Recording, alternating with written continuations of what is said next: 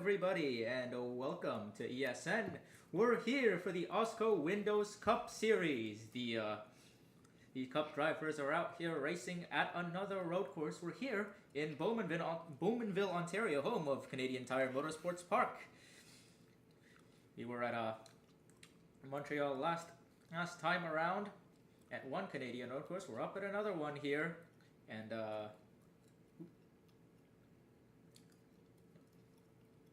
let me pull up the name of the race. My bad.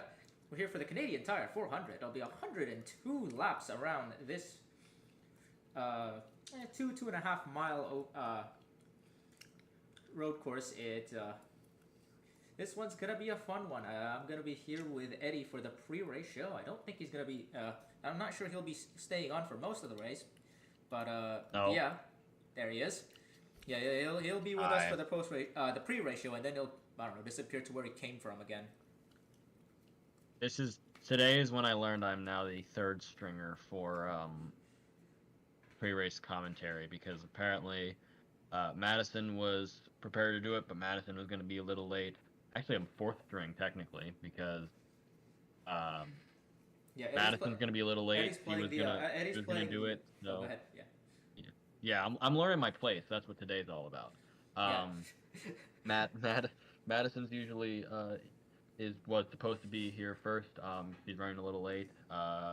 Ladovic and Ellie are, I don't think, at the racetrack tonight. So I don't even want to say emergency flown in. I've just been kind of wandering around Canada since Montreal. I mean, got to see the old Expos ballpark. Nice to see where my Nationals used to play long time ago. Yeah, Eddie's been demoted to the equivalent of scout team here, so it's a great feeling. You guys should try it sometime. But yeah, we're here at Mosport, and it's gonna be a real interesting one. One of the features that we've brought to this track in particular is a high degradation tire compound. These guys, we saw in practice, the drivers were definitely pushing the limit of tire life, and because of that, I think we're going to see a real propensity for these lap times to fall off a lot over the course of any given run, really. If you think the tire wear at a track like Rockingham can be extreme, I think this track is going to, with these tires, it's going to rival the amount of tire wear and lap time fall off that I think you'll see at a track like that. I mean, we saw in practice, drivers were pushing it, just trying to see how far they can stretch the tires, and they were running about 10-20 seconds off pace in the off their fastest laps.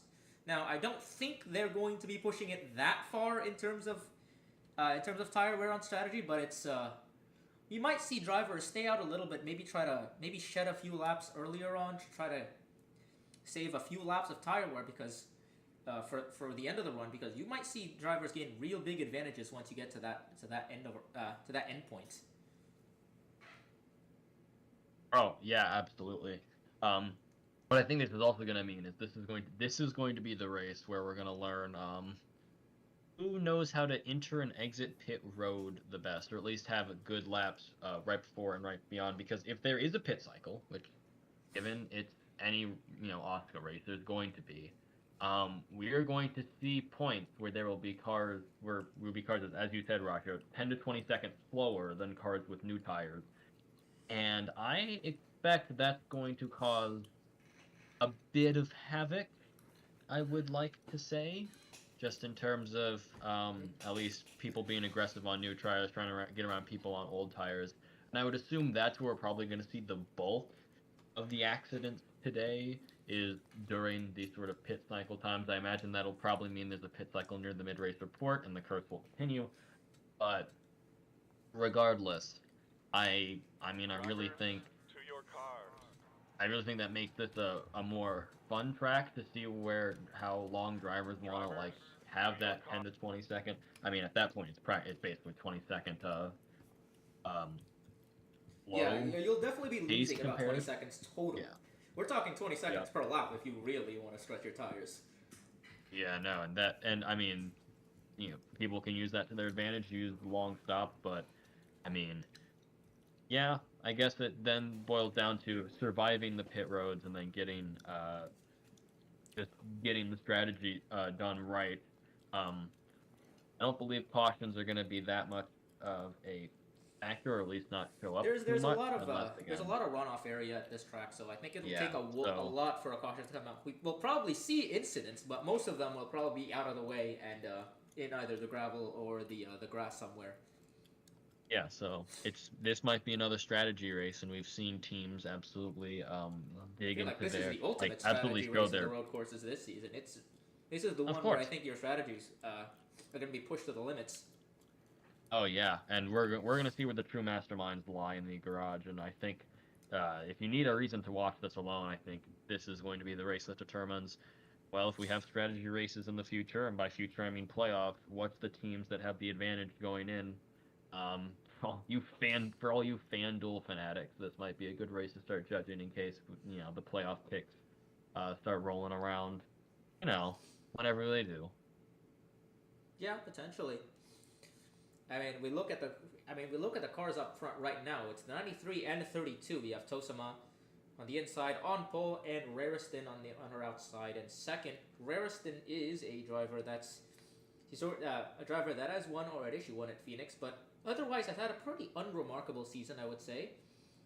Has had some success in bits at some points of time during the season, but really hasn't been all that excellent at road courses uh, in the races. But we'll see what happens here. She is starting up front, and the 32 of Rariston just came off of a top 10 finish at CGV.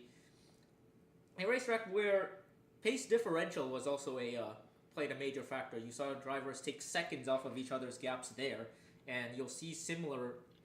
Probably be seeing similar things here, although it's a bit of a different type of racing in that regard. I think there's not as much of a tire strategy aspect at Montreal as there will be here. Oh, no, absolutely. And I mean, another thing about the front row, you look at it is, I think looking at the teams that are up there, we have Evans, Ross, and Atlantic, two teams that have definitely been dueling it out.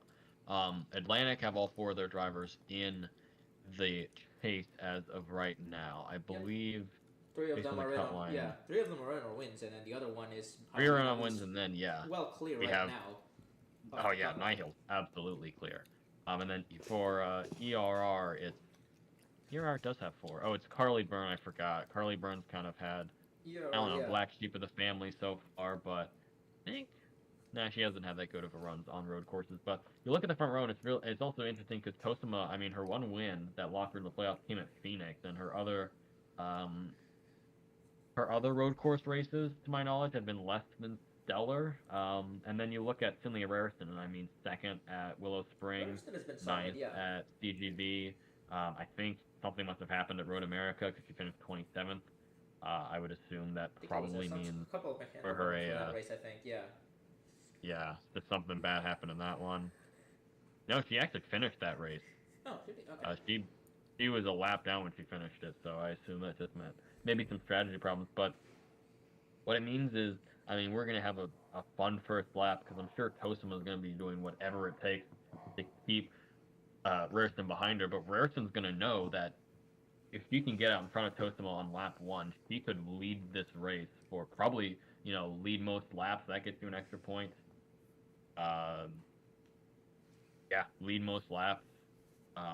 Lead a lot, probably have a big advantage when it comes to the first pit cycle. So we're going to have two people fighting up front. I don't know how that's going to affect the people right behind them or how it's going to affect the rest of the field. But let me tell you, I do think that, first lap accidents can happen, and we've seen them happen, and this one, if these two are going to go as all out as I think they're going to go, we might be in for another one. Not a caution, obviously, but we might be seeing the 93 and the 32 tango a little bit, going through the first lap on this track. Yeah, potentially. That might be something we'll have to look out for. Although I say that, if we're going to talk about tire strategy being an integral part of the race, I do wonder if that means we're going to see we might start. We might see a lot of cars moving up the field from the back a little bit easier than you would expect on other road courses, given how powerful that undercut can be. That might be something to look out for. And I think one driver at the back, that's starting near the back, that's probably very much considering that is the 46 of Yanfi Yanaka, who's typically run pretty well at road courses. She was running well at Montreal before she got in that accident, and I think she's been knocking on the door of a win for about the last few months or so. And we'll see if she can manage to do that. If she can manage to get out of the way of any early incidents, it would a deep undercut strategy could potentially put her up front pretty early on. We'll see how that one works. We'll see how that works out for them. And similarly, the 38 of Youngwei Koo starting back there as well. That's another driver who's been pretty decent at road courses as well. I think usually finishes in the top 15 at these tracks this season. So that's another driver I think you have to look out for. And Koo, notably, is the first driver out of the playoffs right now, 34 behind Harina. Yeah, and I think that's going to definitely, push them towards using that split strategy. And Yanniga is 35 points above the cut line, but at the same time, again, knocking on a win with how this season has gone, that's not going to be enough. You're going to really need to win it. And I went back to the ERR Atlantic thing, but I'm going to go back to it again because Carly Byrne is starting 5th today, which I don't believe is maybe the highest starting position she started all season. I'd have to go to the statistics guy to check on that, but it's definitely, one of her fast 10 has been elusive to her and that team this season. And notably, if she does end up pulling off this win, we talk about Atlantic Race, and we talk about ERR both trying to fight it. Mika Harina is the last driver in, 34 points ahead of Youngwei Koo. A win for Carly Byrne or anyone else not currently above the cut line would push Harina out, which would mean Atlantic, despite all of this. Just I'm being told now she won pole at Bristol. Well, still, that's actually pretty interesting in the end that she did end up winning. I forgot she won pole at Bristol. That's really interesting. Again, short track compared to a road course, completely different. But Carly could do something funny in terms of ERR versus Atlantic for I think best team so far in this series, but also in terms of Yanniga and Koo, and to that extent Carly Byrne. Splitting your strategy off from the leaders, whatever works, I think is the motto going into this, because whatever's going to gain people positions is going to be the strategy they're going to use. And if a strategy doesn't play out one pit cycle, they're going to revamp things the next one, because anything you gain at this point matters, especially anyone who doesn't have a win, both in terms of getting a win, but also getting the points that you need.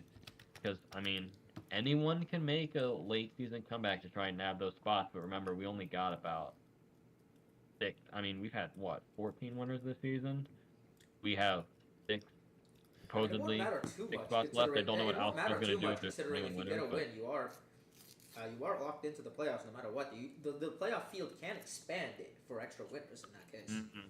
Yep. So I don't think that would be too big of a concern unless you're trying to point your way in. But at the same time, we're seeing most of these cars are looking at trying to find their way to win races. And speaking of drivers that are trying to find race wins that have run well all season, you see the 23 and 27. Malson and Garnstone both starting in the top 10, and they're also going to be. They're pretty well clear right now, but if you do get extra winners, having a win might help as a cushion for them, I think. Oh, definitely. All right, with that, I think, Well, go ahead. No, other than that, yeah, it's anyone looking for a win can need it. Malixon and Garnstone could definitely push for one. Isha Vida, who is 68 points back, is in the fast 10. That's usually a good sign. 3 ERR cards in the top 10 will certainly be something. Actually, all 4 of them are in the top 10, so I think that's good for Carly Byrne. Don't know. I wouldn't assume that a team order could end up helping Carly get to the front should ERR absolutely dominate this race. But, you know, Carly's the one who needs to win the most. So if that ends up being the fight, I think there's going to be one driver both to look out for, and I think for the collective garage to cheer for, unless you're, of course, Mika Harina, because then you'd be out of the playoffs as of right now. But yeah, no, oh boy, this will be fun. And the final gate crasher that I want to talk about is the 42 of Mika Gennaro. That's a driver that came pretty close to winning at CGV. She ran up front for most of the race. If things go her way again here at Mosport, we might see that 42 car potentially doing the same thing. So that's another driver I think we'd have to look out for. All right then. With that, I think we've covered pretty much at least a third of the field and their storylines heading into this race. So I think it's a good time to pivot over to the booth where I think it'll be Echo and Liam once again holding that ship, and we'll take it over to them as they'll announce the start of the race. Yeah, and welcome here to Canadian Tire Motorsport Park in Bowmanville, Ontario. We're about a couple hours east of Toronto here. Well, Toronto's like everywhere is far from Toronto, even if you're in Toronto. But we're a bit far. We're in the outer edges of the GTA, and we're here for the Canadian Tire 400 at the beautiful Canadian Tire Motorsport Park. This 2.459-mile road course that's formerly hosted the NASCAR Truck Series, currently hosts the IMSA WeatherTech Sports Car Championship, and now will host the AWSCO Windows Cup Series for the first time. I'm joined by a resident Ontarian, Liam, here. Hello, Liam. How's it going, Echo? I'm doing good. How are you doing? Great. Looks like it's going to be a great day of racing here in Bowmanville. You know, as someone from Ontario, I was excited to be a part of this one, and it should be a great show. This track always puts on, you know, exciting racing. We've seen it numerous times in the NASCAR Truck Series. It's always a great show for IMSA, and I mean, AWSCO is going to be no different. I think with these drivers and the physicality they've shown on other road courses this season, this will be no different from any of the other exciting racing we've seen. Yeah, and this is a very fun track, high-speed track, but it's going to be extremely strategic, probably more than any other racetrack you'll see all year. All right, let's go through the starting grid here from Mosport. Row 1, it's Irina Tosima who sits on the pole alongside Cynthia Rariston. Row 2, it's Ava Jarsaraj in the 98, winner back at Willow Springs, and the 23, Yappy Malikson, who's run pretty solidly on the road courses. Row 3, Carly Byrne in the 9, and the 22, Andrea Davison. Home track for Davison. I'm sure she's looking to perform well in front of the Ontarian fans. She won a couple weeks ago in Charlotte. Row 4, the 39, Lily Talberson, and the 99 of Mauricia Velbost. Row 5 is the 27 of Nietzsche Garnston and the 2 of Isa Ijavida. Row 6, the 34 of Mika Harina and the 42 of Mika Gennaro. Row 7, Sophie Chantasse and the 26 and the 20 of DeGabi Abriella. Row 8, the 96, Angeli Rigatino and the 72, Janet Parkins, who's one of the 3 drivers tied for the points lead right now. Row 9, Road America winner Bria DeLotte alongside the 60 of Amory Wesco. Row 10, the 13, Yania Waterton, and the Bathurst winner, Arlen Handstrom in the 19. She won that race off of some strategy. Row 11, the 64, Jocelyn Unihale, another driver currently tied for the points lead, alongside Abby Little in the 71. Row 12, the 91, Alicia Byrne, and the 52 of Rachel Cole. The 13, 62 of Halis Jukovic, and the 18 of Perla Alacantes, the official points leader because she has a win and the other 2 drivers don't. Row 14, the 10 of Audie Stoneman and the 3 of Mimi Barino. Row 15 is the 38 of Youngwei Koo and last week's winner in Montreal, Jamie McJasmina. Row 16 is the 1 of Alicia Vancy and the 82 of Paislin Yeria. Row 17 is the 31 of Taylor Happeman and the 15 of Tabrizia Toleron. Row 18, the 17, Dara Reister and the 46 of Jan Fiyanaga. Row 19, the 8 of Lowry Schliesenbach and the 21 of Amani Wandayo. And row 20, the 92 of Michele Yatica and the 16 of Sky and Jetta. Well, all right, we got 102 laps tonight. What is going to be the big key here in this race?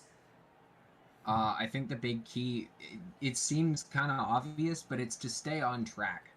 Most sport is very narrow in terms of how much room you have to sort of fit your car past somebody else. This track, there isn't much runoff. It's all walls. It's all grass. It's all sand. There's no forgiveness for when you get pushed off of the racetrack here at Mosport. And these drivers are gonna, if they're gonna want to stay in control and stay at the front of this field, they're gonna want to stay on that paved racing surface. That even with how tough a stock car is to drive around a road course and stay within the track limits, that's going to be the key, is keeping that grip under your tires, especially with the tire wear we're going to have tonight. There's not going to be a lot of grip in those tires, at least not for very long. Well, we got a couple drivers at the front of the field that have won races this year. We got a road course driver, Ava Jarsraj, won the pole last week, starting third here. She's won a road course race. She's been very good on the road courses this season. You think this is going to be a race that benefits the road course ringers, or do you think we may see some of those drivers with a little more oval experience benefit out of this? I think this track is definitely more suited to the road course drivers.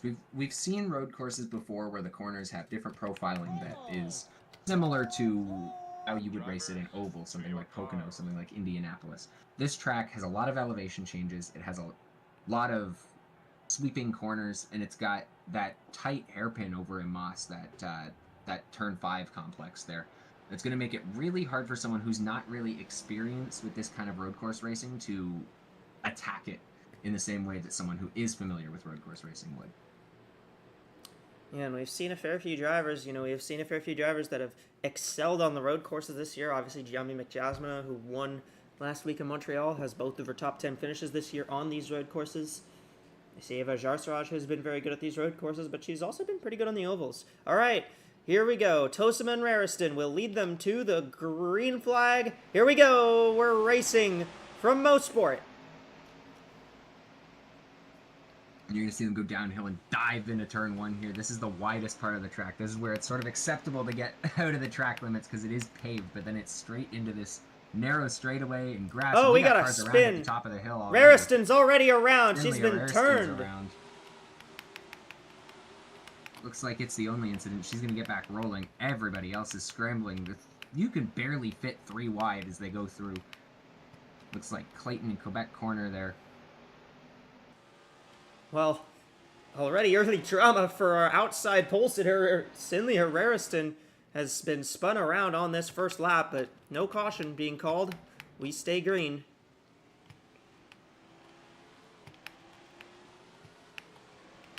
Everybody making their way through Moss Corner now and then down the Mario Andretti straightaway through the forest. This is one of the more scenic straightaways you're going to see on the AWSCO schedule. Just trees on either side, and then they come flying up over the hill and into the S's here. Andrea Davison trying to take second from Azarsaraj. Azarsaraj is a little wide. Wide in the S's. Just going to hang on to it, though. Irina Tosima will lead that first lap. Misha Vebels goes a bit wide. That lets Lily Talberson go by for the 4th position there. You're going to see a lot of these cars go pretty wide in turn 1. Turn 1's just very difficult to get a hold of.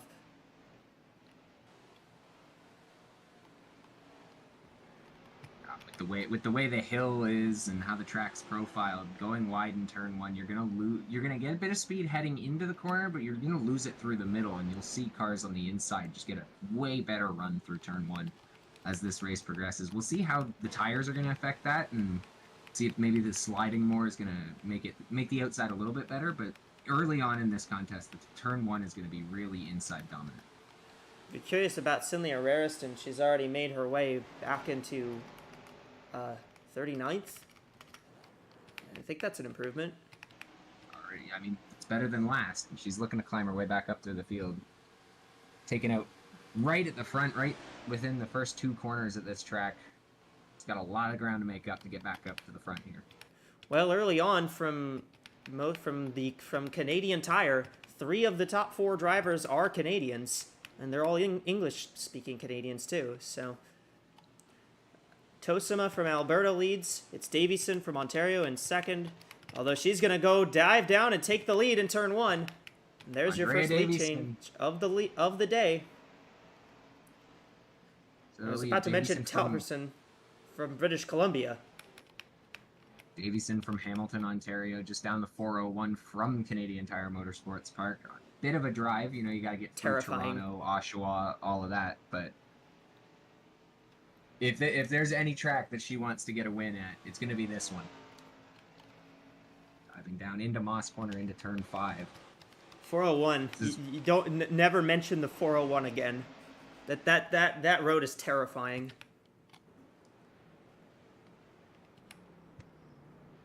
Certainly is if you've ever been on. Yeah, there's Garnston fighting with Abriella right here. You got Carly Byrne, 2 ERR teammates fighting here. That's Byrne and Vebelst fighting for the 8th position. Well. 42 car is kind of sitting back in this as well, yeah.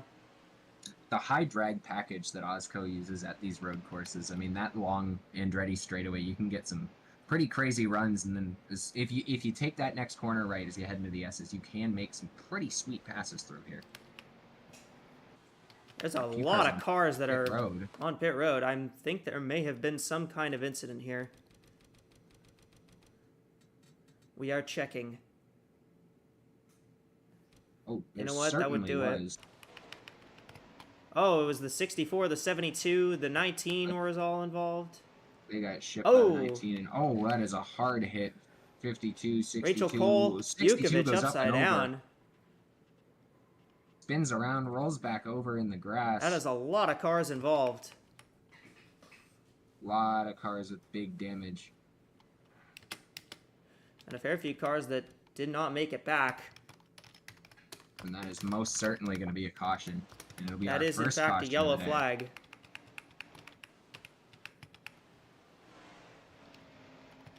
These cars had already taken the line, so... Early on in this race, a lot of drivers are going to have their day come to an end. And we were talking about the 401, and a wreck immediately broke out. Coincidence? I don't think so. Yeah, that sounds about right.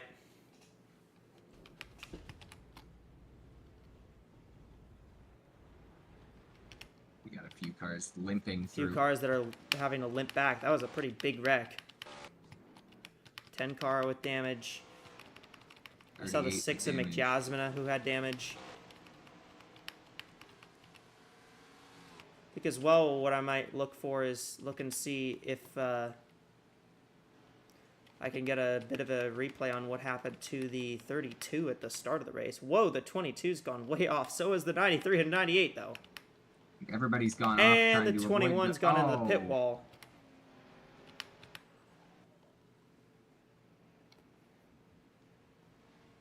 Oh, that's one way to get back to pit lane.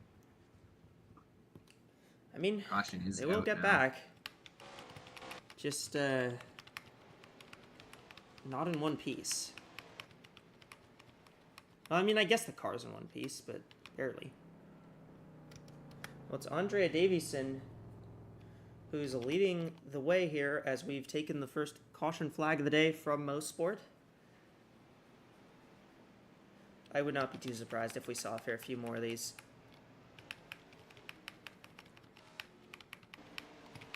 Well, I want to see what happened to the 32 on the start of the race.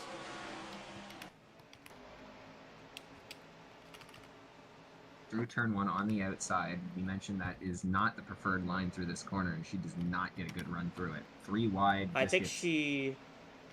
Oh, she clears herself off the 23. Off of Allison. And into the wall. Luckily didn't get hit by anybody else, and I think she actually made it through that last crash unscathed. Yeah. She gained a lot more spots through that wreck going up the hill.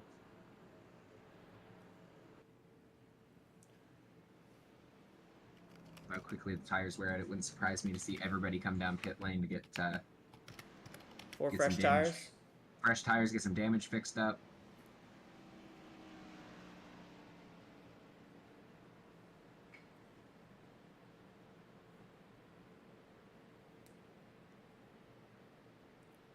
Right away, that stay within the track limits mentality comes into play. As we said, some cars go off in turn 1, and it was trouble from there on. It just bottlenecks. in certain spots on this racetrack, and then there's just nowhere you can go to avoid it.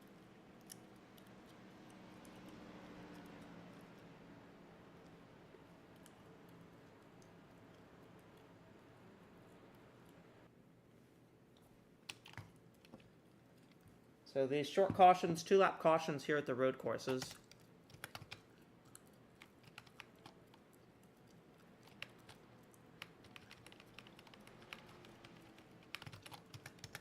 We'll see what everybody does lap time. We'll see what everybody does pit strategy wise. Looks like the 22 is going to come in. I think a few cars are going to stay out here though. Yeah, a few cars are staying out. Looks like a good chunk of the field is staying out, but a good chunk is coming in, so I don't know where the 72 is going.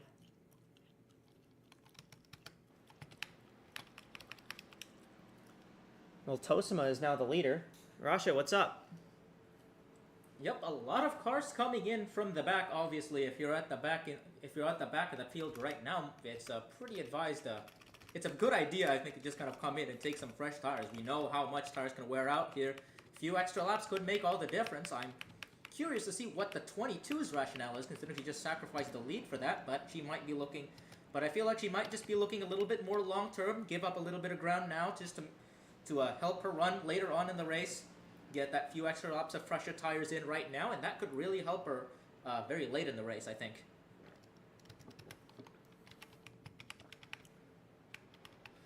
Well, a very interesting bit of strategy here to start this race. I mean, we're seeing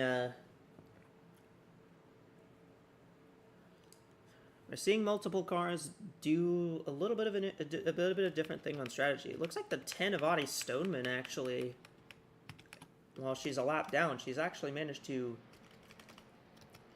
continue running in that 10 car. So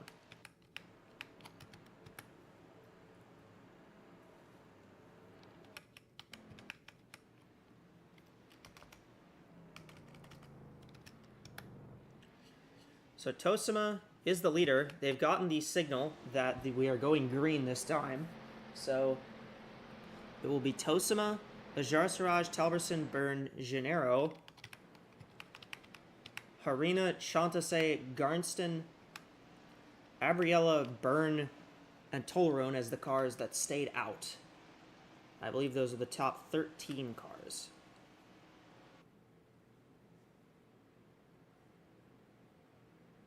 Oh, those are the top 11, excuse me.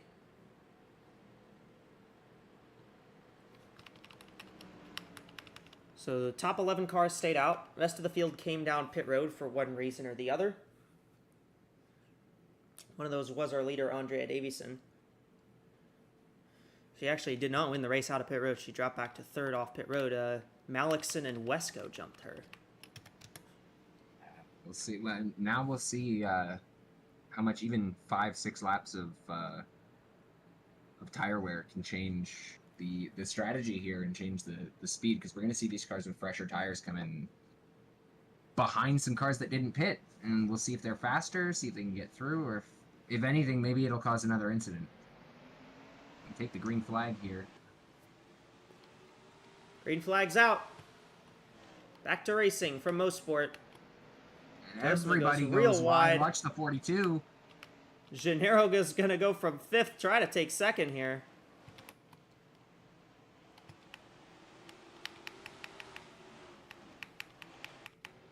Decent bit of stack up in the back of the field, but everybody looks to be okay. So Tosima, then it's Carly Byrne, the top 2. So 2 Evans Ross Racing cars leading the way here. One of those is the pole sitter.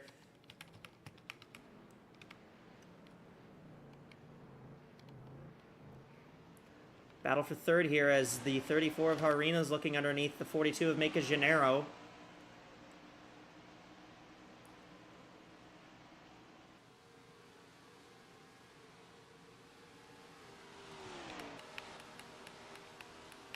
Cars with fresher tires, I believe the 23 is still the first one of those cars that just took tires.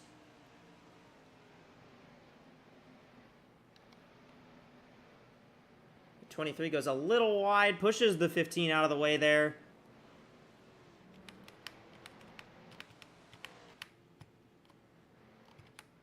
Both of these cars are going wide as well. That's going to let Najar Siraj get down to the bottom.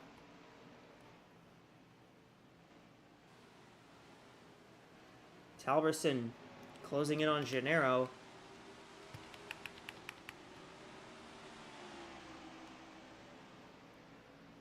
See, Davidson's not giving up on trying to get back to the front. Well, she's Car's behind clearly she's behind the 15 right now.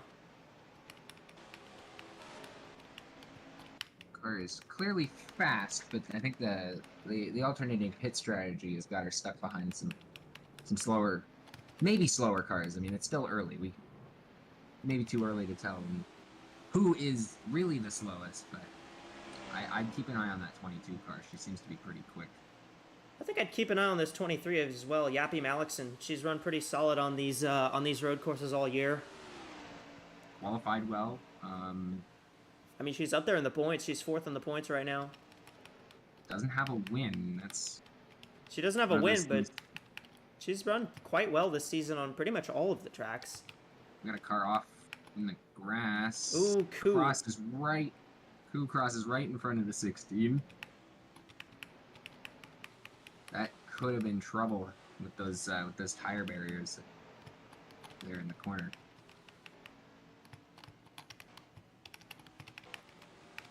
Please ignore the bad cameras. I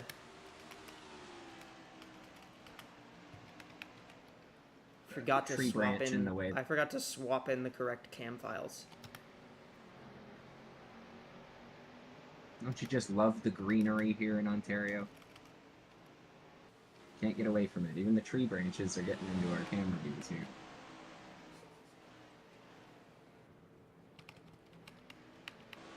Yeah, it's the track's fault for wanting to take care of the environment. Shanta Save right here is fighting with Malikson. Side by side down the Andretti straight.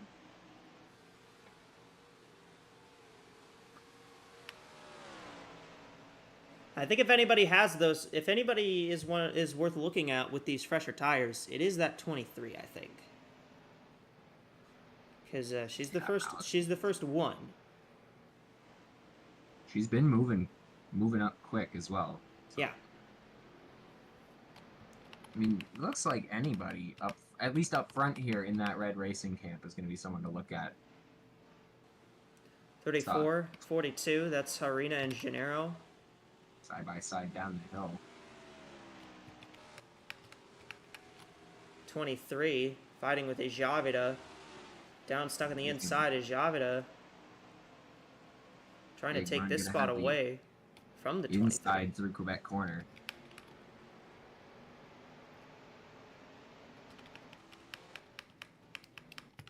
So far, it's been mostly Tosima. 12 cars retired from that early incident.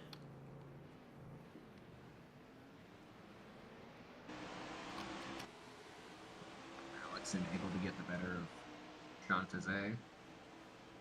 Yeah, finally the 23's by, although the 2 of Ijavida did actually get by the 23 here. Pretty chill out front, though, at the front of the field. Tosima is pretty well out there. She's got a 1.5 second lead on her teammate Carly Byrne.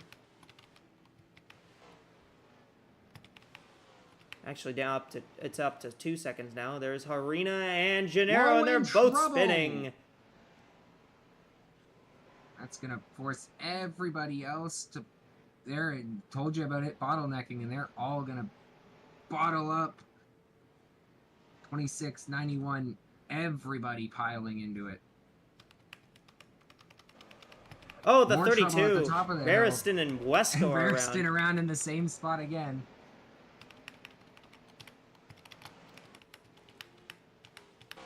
No caution, will stay green.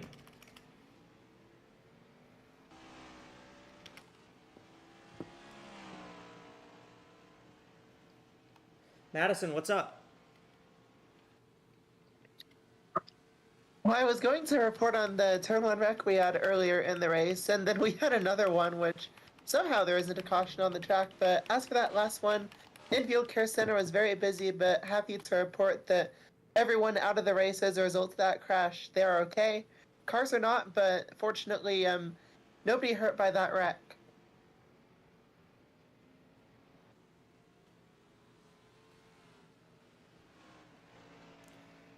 Well, Tosima still leading the way, but there's been quite a bit of chaos. We had that battle for third turned sour, and Harina and Gennaro have both been dropping back. Have both had to drop back because of that. Got a couple cars who were involved in that wreck in turn 1 that we just saw. Already on pit lane, I believe that once the field rolled by, I think they just came in through the pit exit to get those cars fixed up, because it's either you fix it up or you're out of the race when you get a wreck like that. And oh yeah. 42's got some big damage. See Shanta Sazin, Talberson, and Gabriella both went back to the. Both have had to tow back to the pits. There's the 13 of Waterton. Well off the pace on the apron, just trying to limp back to pit road. Same for the 42 of Gennaro.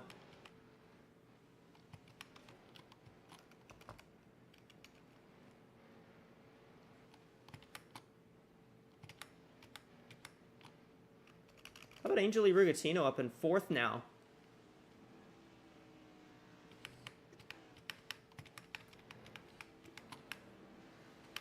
Andrea Davison and Yappy Malikson both got held up by that incident. They've had to drop back.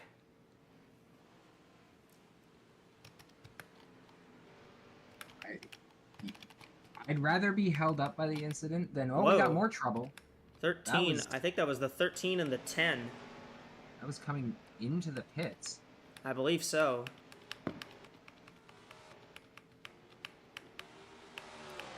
We've got a battle for second brewing here because Javid is closing on Carly Byrne.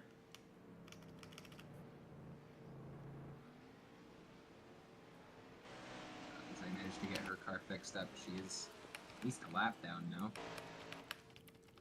Mika Harina's come down pit road. She was actually in the top 10, but she came down the pit road to get some of that damage fixed up.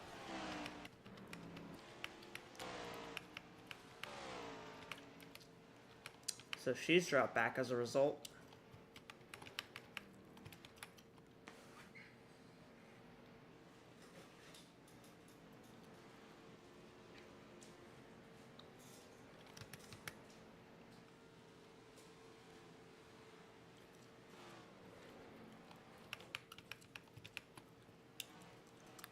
.34 just exiting the pits now. In front of the 93. Gap now 5.1 seconds between the 93 and the 9. 26 Ashanta Say has also just come out of the pits, and I believe she'll have some fresh tires now. So you got a car smoking on the apron. That is the 31 of Taylor Happerman. Not sure what happened there. Just more cars having trouble early on in this race. We've knocked out at least half the field before we even get to the 20 lap point. I think we expected this race to be chaotic. I'm not sure we expected it to be this chaotic this early, but No, this amount of chaos was certainly a surprise, but it's...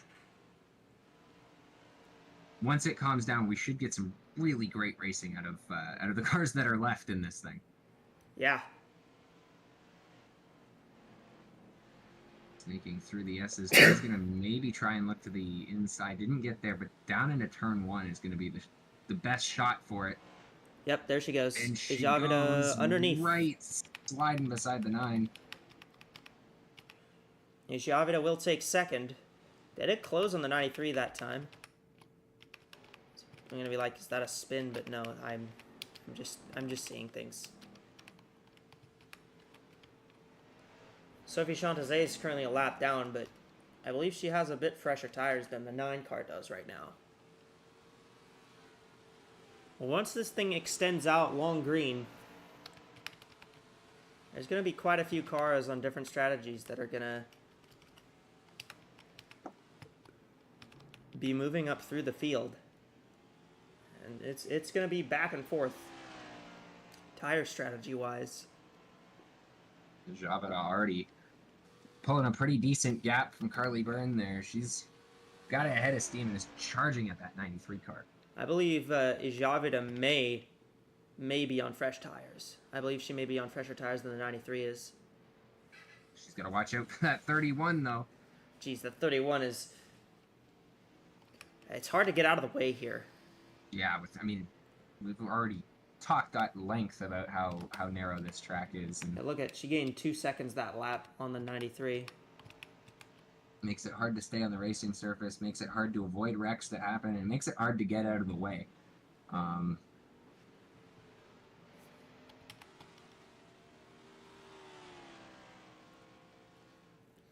Now the tires will last. The tires can last about 30 laps.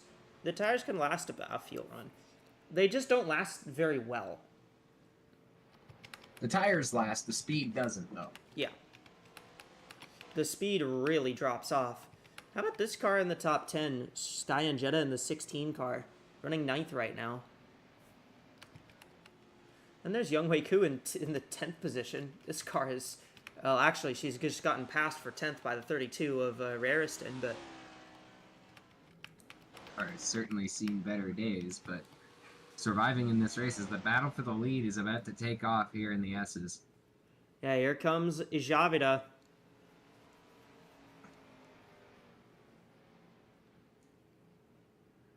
She's closing in on Tosima here, and she may make the move in turn 1. Not quite close enough just yet. Where the 2 car goes in turn 1 here. To the inside, and she's got it. To the race lead goes Isa Javida. Making quick work of Arinia Tosima, and to the lead. There's Andrea Davison now trying to close in on Carly Byrne.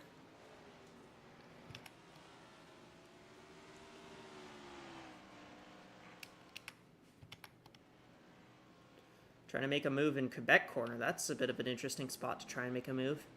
She's trying to make a move in pretty much every corner. She's switched top, bottom, inside, outside, looking for something on this 9 car. Now down, sweeping through turn 4. Gonna be on the back bumper of Carly Byrne into turn 5, A, B, and C here.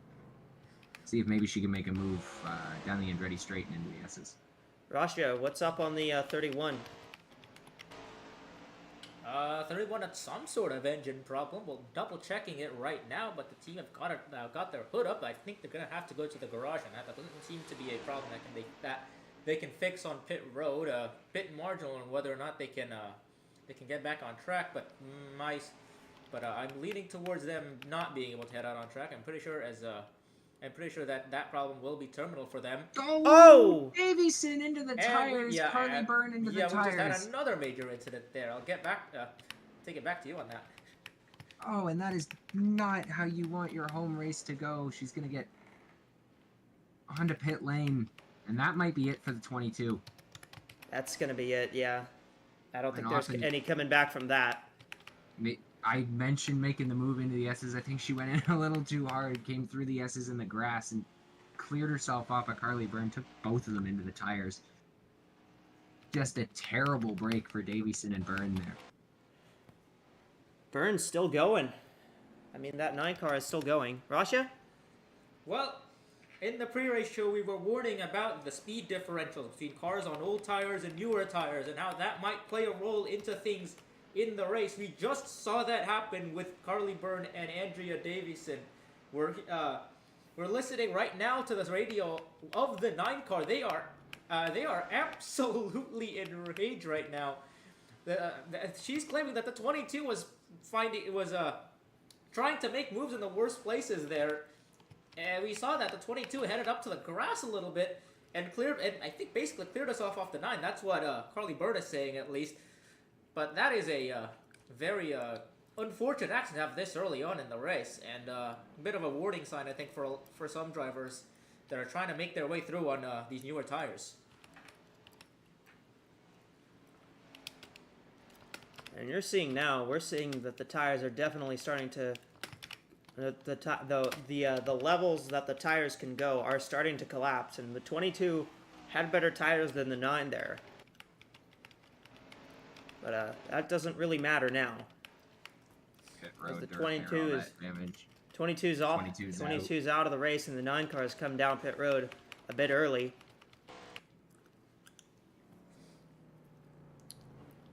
Just a bitter end to the race for the Ontarian. You gotta feel for her there. Stuck in the worst spot, hit in the worst way, and you're done for the day. Yeah, she looked like she had one of the fastest cars today, too. Driver who also looks like they have a really fast car, though, Iza Ijavida in this 2 car. She's well out front of the field in that Honda, trying to get the first win for North Star Motorsports of the season. Ijavida was in the playoff battle for a little bit, for a good while, but she's had a bit of a struggle the last few weeks. But now, as we've completed 19 laps here from Mosport, she's out front by a pretty considerable margin.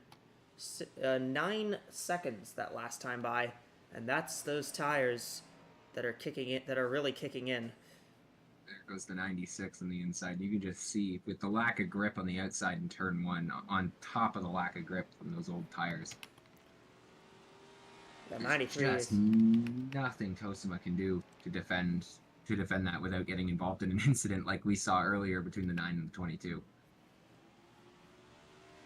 they're just trying to take care of it at this point. They're running almost 5 seconds off their fast laps now. Actually, more like 6 or 8 seconds off. But the 9 car of Carly Byrne is back on track.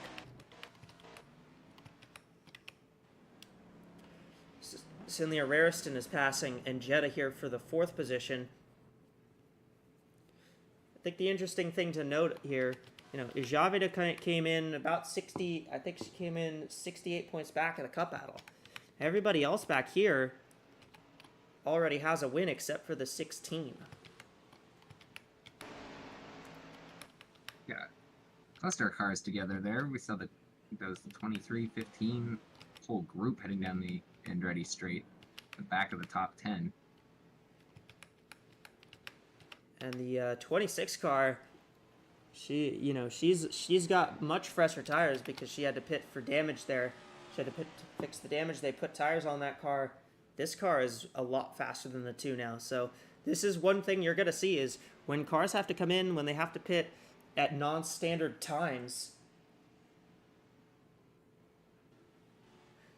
that is going to really help them.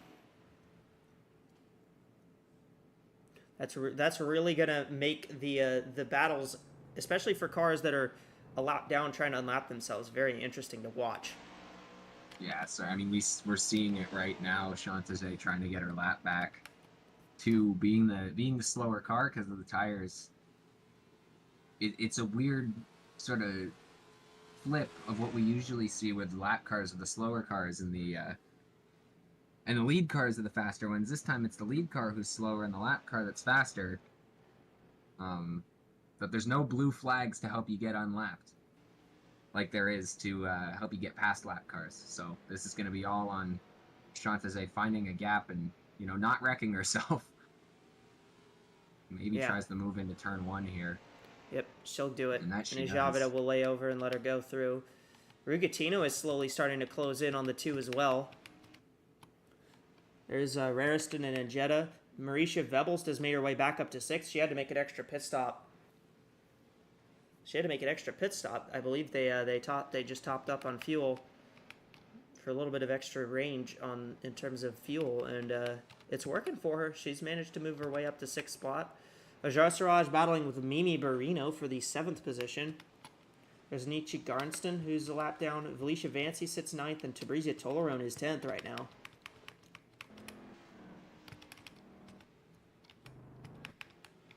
I just want to talk for a minute about Sinley Arariston, who's been wrecked twice in the same spot on the racetrack already in this thing. We're not even a quarter of the way through this race. She's up in 4th right now.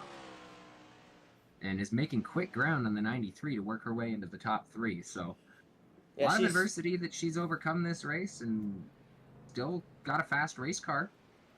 See if that'll continue through the rest of this thing once the tires on that 32 car start to wear out. And the 32's been pretty good on the road courses this year. I mean, she had a great run at Montreal last week, finished in the top 10 in that race. Rariston is, she's looked pretty solid on these tracks, and, well, considering that we have 3 more of these coming up in the next 4 weeks that will be very interesting to watch this 32 try and tackle these road courses, because she's been very fast on them.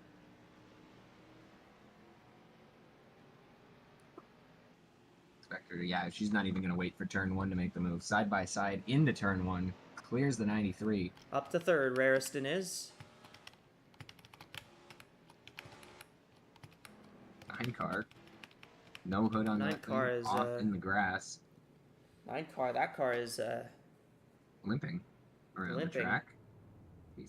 Some kind of issue. We'll see if we can get a report on that later. That car definitely does not look like it's going very fast. It's struggling to get around here. There's Rugatino sitting 2nd. And Janet Parking's in the 72, who's trying to make up some ground. And Jetta's gotten around Tosima as well. There's Vebelst. 34 of and Harina. 34's gone off in a really weird spot. That's in Quebec corner. She's gone off the track in a very odd position.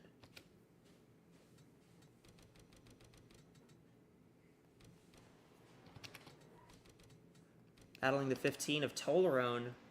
And she just runs up on her a bit too fast and spun herself off the track. Just about as close to leaving the ballpark as you can get out here. Slid right up into those tires in turn 3. I mean, I've seen strange spot. I've seen cars actually leave the ballpark here. Madison, what's up on the 9? Yeah, from the team's radio, it sounds like a failed fuel pump. That the fuel pump is not properly pushing fuel from the fuel tank into the system, and that is what's causing this car to run slowly and barely be able to limp back to the pits. This could be terminal. I'll update you when I have more information. And the Arariston also on pit road, we see there. Yeah, Rariston's come down pit road. I think this is I think this is on strategy, so they're trying to jump the gun with a little bit of an early stop here, I believe.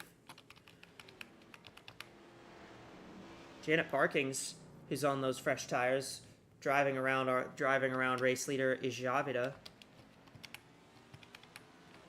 And you can see Rugatino's in frame now, so the 96 is closed up on the 2. Rugatino, she's making up ground.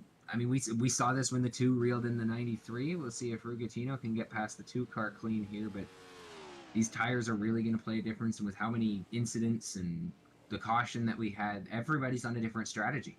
So this is, as long as you've got enough track position that you're not going a lap down, you could easily still win this race. There's quite a few cars that have come down the pit road. The 34s come down the pit road, and the 15. I mean, I guess that's fairly obvious. They both had damage. 96 and 2 are still staying out for now. The gap is down to 2 seconds between Ijavida and Rigatino.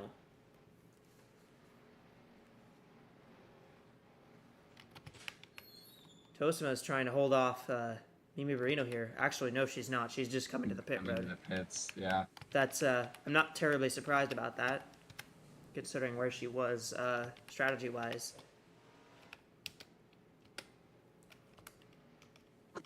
Alicia Burns made her way into the top 10 now. 15 car Tolerone, fresh tires now, so she's gonna be flying by pretty much all of these cars. Probably getting past the 2 on the straightaway here. Oh yeah. Not even going to be Not even. close. It's It's going to be the faster same through thing for the 5C. 34.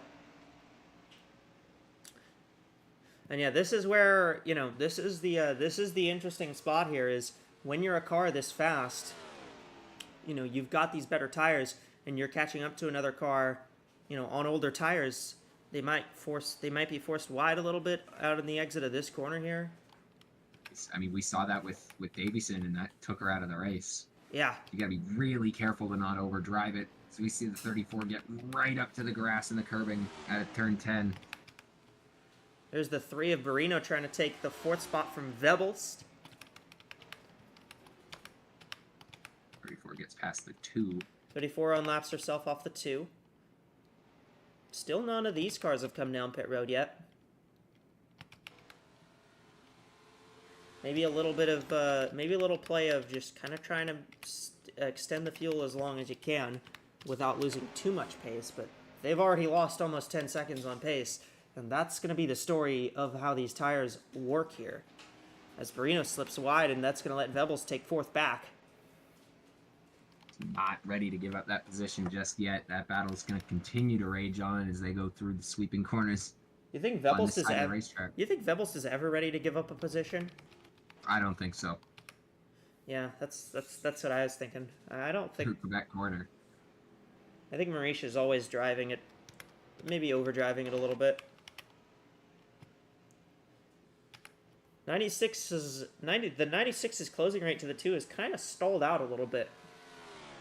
Granted, I think they were dealing with a couple lap cars, but Between the lap cars getting past them and also lap cars exiting the pit lane, I saw the 15 get out between the 2 and the 96. So, not surprising. The pace is stalled a little bit, but she's still gaining time. I could maybe see her taking the lead this lap. if I'm looking at the drivers that's gonna get the lead after this cycles through, it's gonna be the 32. She pitted first. She's got these fresh tires. She's running almost. Well, let's see. Yeah, she's running about 10 seconds a lap faster than the leaders. So, you see Yappy Malikson in the 23 has just come off the pit road.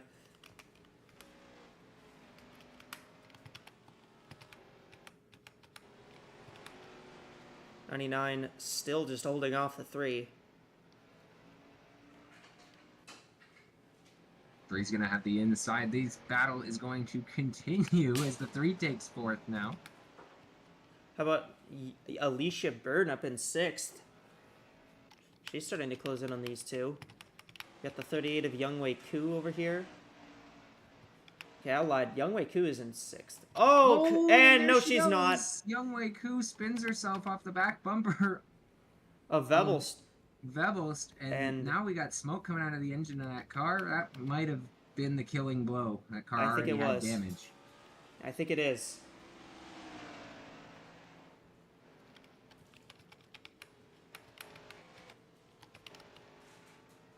That 9 Just car has more- no rear or back bumper.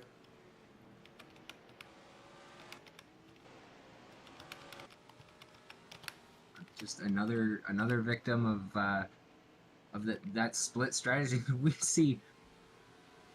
Wow, that 32 just went between just split 2 cars. Oh, we got a new leader. Rugatino's taking the lead away from Ijavida. So the That was a 96. pass on the inside of turn 1. Yeah, it was in turn 1, I believe. 96 car has the lead. I'm sure this is a fairly familiar sight for you, Liam. Yeah, I mean this number leading, not at Mosport though. You know what? Fair enough. I don't think Tyler Smith has ever finished a Mosport race outside of the tire barriers, so. That might be the case. I'd have to go back and check. Yeah, fair enough.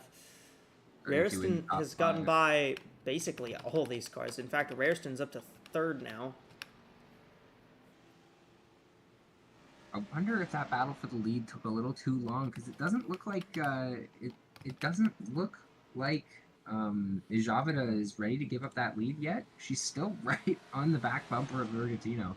Yes. Vergatino's slightly faster, but she may have Ijavida- forced Angeli to use up most of her tires battling for the lead, and that might end up costing her. I think the 2's pitting. Yep. So too, yeah. Coming to pit road. Javid is coming in, so I think she's going to try to jump the 96 here on tire strategy. Which, that's going to be how you're going to make the most important moves, is jumping on tire strategy. How about Irina Tosima? She's actually on the lead lap as well, and I believe she came to pit road a little earlier than most of other cars. 99 of Vebelst is in. Looks like she's out doing a bit of damage repair. 64 of Nihale. I did not realize this car was on the lead lap, but it is. And in fact, she may actually end up cycling out to second here. There's these cars that are unlapping themselves. That's Garnston and Giria. You could see how you could see the 32 in the background. Remember the 32, 9 seconds is 9.5 seconds back at the start finish line. And already on. She's already caught up to the 96. Brigantino. Not even halfway through the lap. Through 5C and onto the Andretti straight. Not Adam even Moss. half a lap, and she made up 10 seconds. She made 10 seconds in half a lap. I mean, that's how important the tires are here. You check the 96, her lap time, she just ran a 1:33.9. But now the contrary point for the 32 of Raristown. What's going to hurt her? Well, Might be running through the grass there. Is that she's going to have, she's got the fresh tires now, but now the 96 comes in, 96 pits, she's going to have at least a 6 to 7 lap advantage on the 32. Yeah, I mean, if you're the 32 team, you're thinking, okay, we pitted early, we've got this gap over the entire field, but is it going to be enough?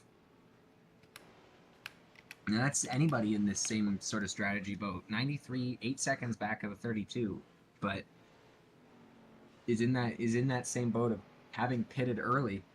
I think it's going to come down to when those pit stops happen and, where in the cycle we are when we get down to the end of this race. I think what the big tell is actually going to be where does the pit cycle out at the end of the race? Because right now it's still early. A lot of these cars, maybe they're experimenting a little bit. They're not like going all over the place with their strategy. It's still early. But as this race goes on, they're gonna have much more time to modulate their strategy. There's gonna be at least a couple more pit stops. Because nobody really went over 30 laps here. Nobody really went over 25, I guess. But nobody really went over 30 laps on a tire run. So this is going to be, you're going to have at least 2 stops. Maybe you could 3-stop it here. Maybe you could 3-stop it from here. Either still on pit road or came back down. I think the 99's still on pit road.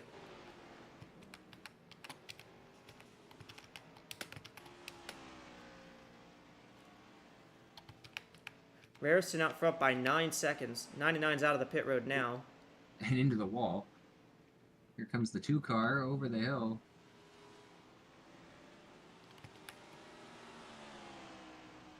Whole group of cars behind them. 99's fallen 2 laps down.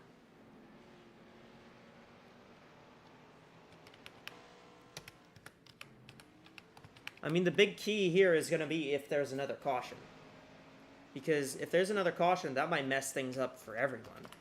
Yeah, if there's another caution, that'll reset everything. Everyone's going to be on the same tires, and then it's down to who's the fastest. With a lot of these cars that we've seen being faster, having a lot of damage.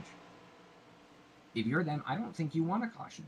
Because if everybody gets reset and you've got, a bit of a weaker car because of some of the hits you've taken earlier on in the race, that might end up screwing you over. 3 car, Barino is back down pit road, appears. Unless she chose to stay out really long.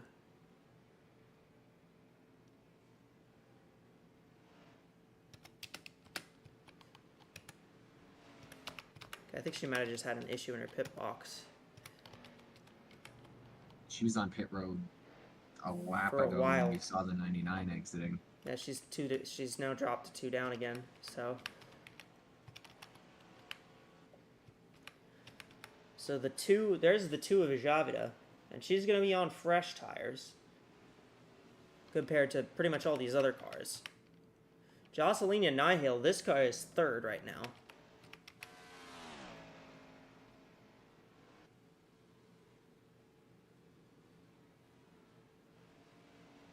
This is the leading car, though. Cindy Rariston in the 32 on lap 32. And this Canadian road course swing been pretty favorable for Cindy so far. I mean, if you ignore the couple times she got spun out earlier in this race, she led quite a few laps in Montreal, but she ended up, unfortunately, she dropped back to, I believe it was in 9th place at the end of that race. And she's leading quite a few laps here today. But Tosima is starting to close in on her. 7 3/4 of a second between the 2 of them.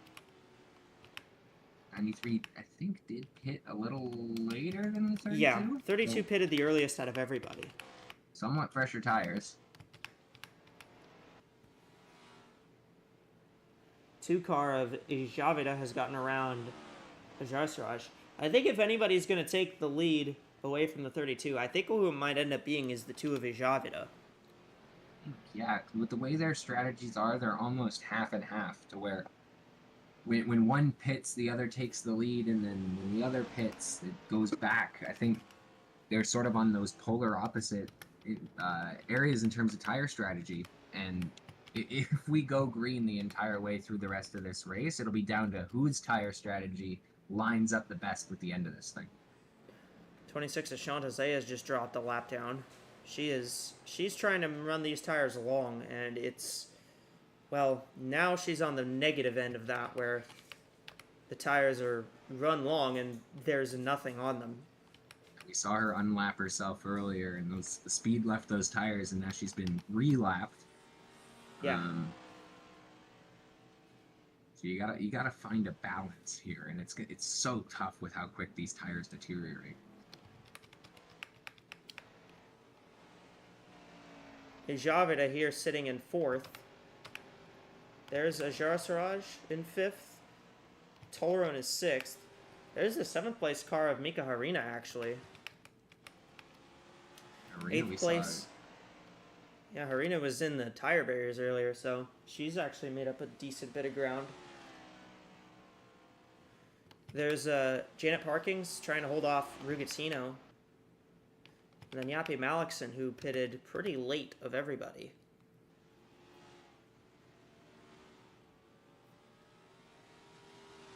In the 10th position. That final car in the top 10. 13 cars right now scored on the lead lap. Malikson, I think, might be the only red racing car left in this thing after all those early incidents. Whoa, and The 10's still running.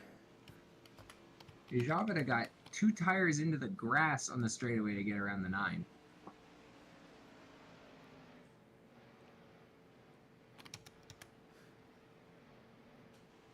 I suppose it's whatever works there. Yeah. I mean, if you can make it work and you can find the room, you may as well use it.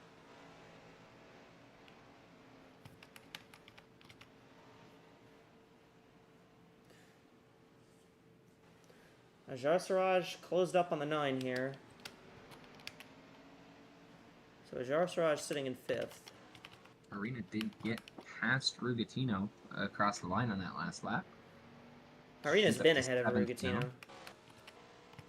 Rugatino passed Parkings on the last lap there. Oh, Javid is going to move by Nihil for the 3rd spot. And we have Tosima starting to drop back. Tosima's not really staying consistent with the 32 now. So I think if anybody's going to catch that 32, it's going to be this 2 car.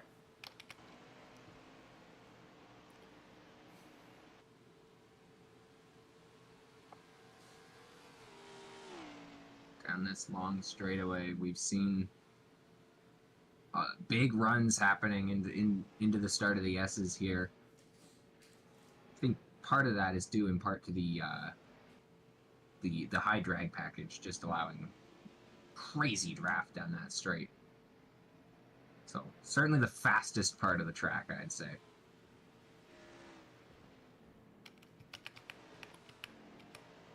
Marisha Vebbels, freshest tires of anybody, but she's, well, two laps down. 3 laps down, excuse me. Tosuma's gained all that time she lost back, so.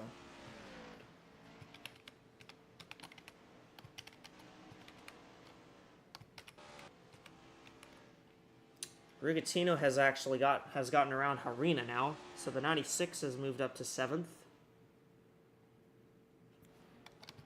Janet Parkins, Yappy Malikson remain the other drivers in the top 10. Sky and Jetta 11th right now.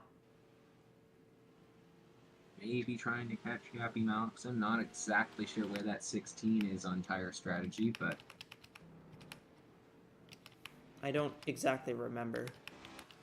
Getting past Chantaze there. There's so many cars on different cycles in terms of tire strategy that it's very, very difficult to remember who's on what. All I really have is a general, this car is on fresher tires.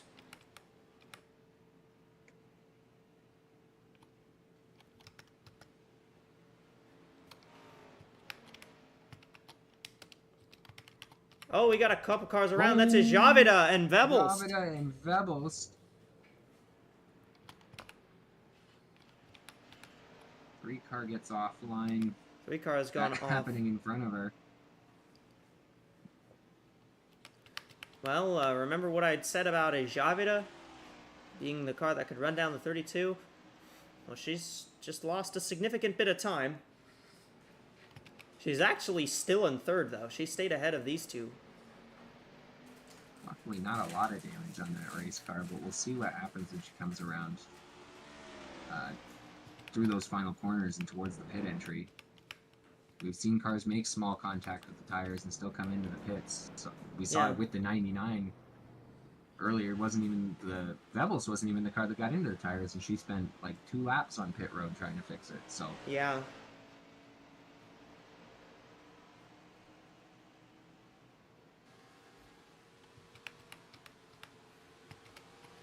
Now if I'm a Javida, if I'm trying to run down those 2 cars up at the front, well, the look I'd have is, now I'd be worried about the 96. Who is going to stay out, so no damage repair yet. We'll see how much that has affected her ability to catch those lead cars. She lost about 7 seconds on that lap, which, I mean, it tracks. Definitely could have lost a lot more, though, so if it's just 7 seconds sounds ridiculous in any other context, but in Javida's case, that's about a best case scenario. Yeah.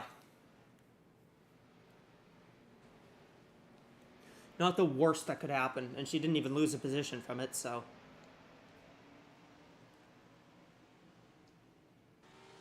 You got a Jarsaras trying to get around Nihil right here. Rigatino sitting back of this.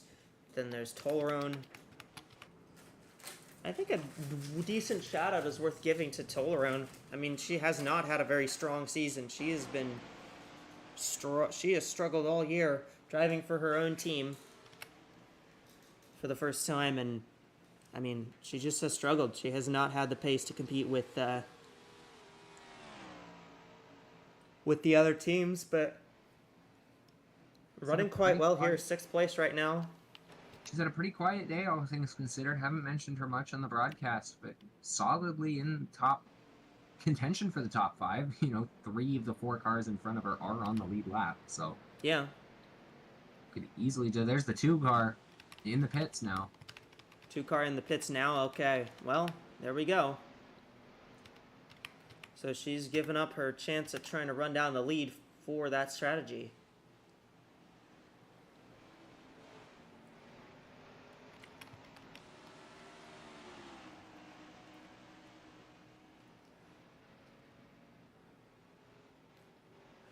Now that she's pitting the earliest, I think that's going to be interesting as well because she's now kind of cycled on to the 32 cycle here. This is assuming she's able to get back out and stay on the lead lap.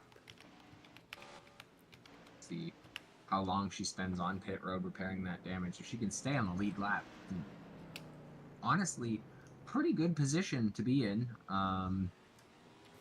terms of where the tires are. But again, it all comes down to how quick they can get that car fixed up, how much damage needs to be fixed before they can get it back out on the racetrack.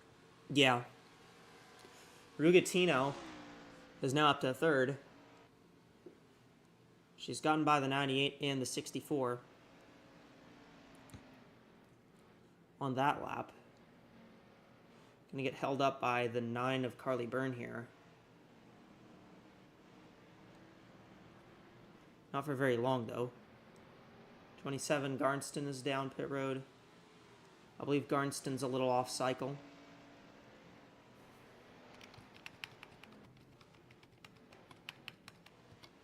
'91 of Alicia Burns coming in. There's where Rariston is. She's leading the way by 6.5 seconds over Tosima.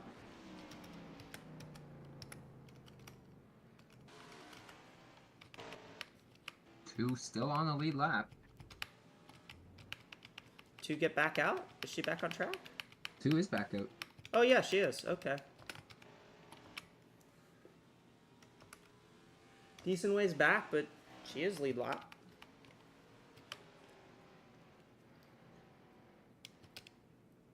Rariston's still on probably the oldest tires of anyone, but I mean she's making it work. Another car on their own cycle. With the two being at the back tail end of the lead lap here. Yeah.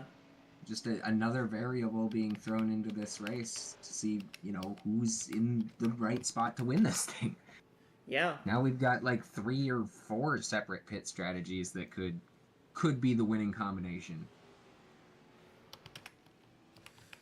Yeah, and I don't really know what's going to be the strategy that wins the race because there's still a ton of race left to go. We're not even halfway yet. And Rariston out front. Tosima's now started to gain. She's down to 4.7 seconds back. But if there's anybody I'm watching for lap times, it's that 96. She's running. Her last lap was 6 seconds faster than Rariston's, and was 4 seconds faster than Tosima's. So, I mean, as well, we've seen, even with like half the field eliminated from this race, we've seen cars still get turned around. We saw it earlier with the 2 in the 99. There could easily still be a caution that completely wipes any sort of strategy talk that we had out the window because it puts everybody back on a clean slate. yeah. Race is far from over. There could be some kind of strategy. I mean, we could see a car. Maybe we might even see. It might not even be a caution for an accident. It may just be. It could just be that a car just.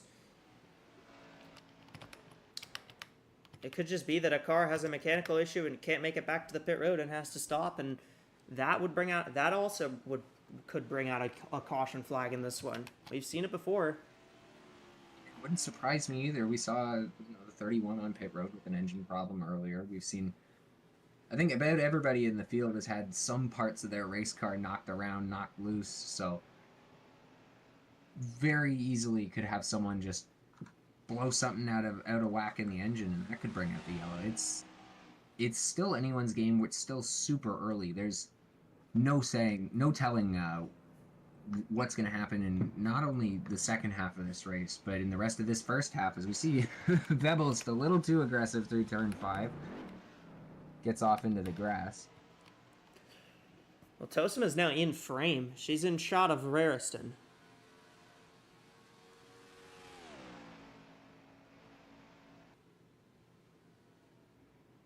You gotta wonder, is that the signal for Rariston to bring it down pit lane? The speed has been lost. Just get in, get those tires, and believe it will be. It is the answer, and the 93 is going to follow her.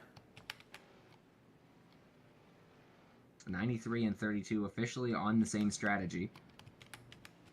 96 is going to stay out, so Rugatino will become the new leader by... I don't even know what her gap is to the car behind.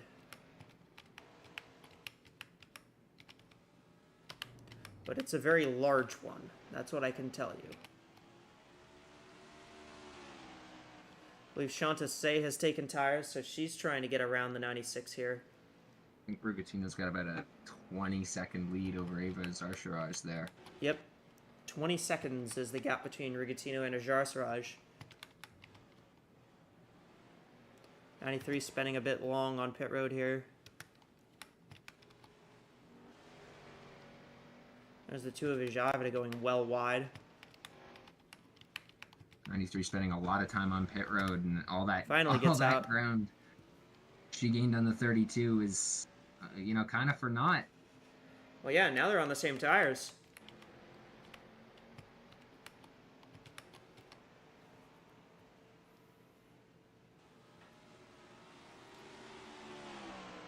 And now I'm wondering if the 32 is in the best position here, strategy-wise, because she looks like she's climbed up through pretty well. She actually cycled out ahead of the two of Ajavida, and, well, the two actually has older tires than the 32 right now. Although the 32 is stuck behind this lap car, so that's not really helping.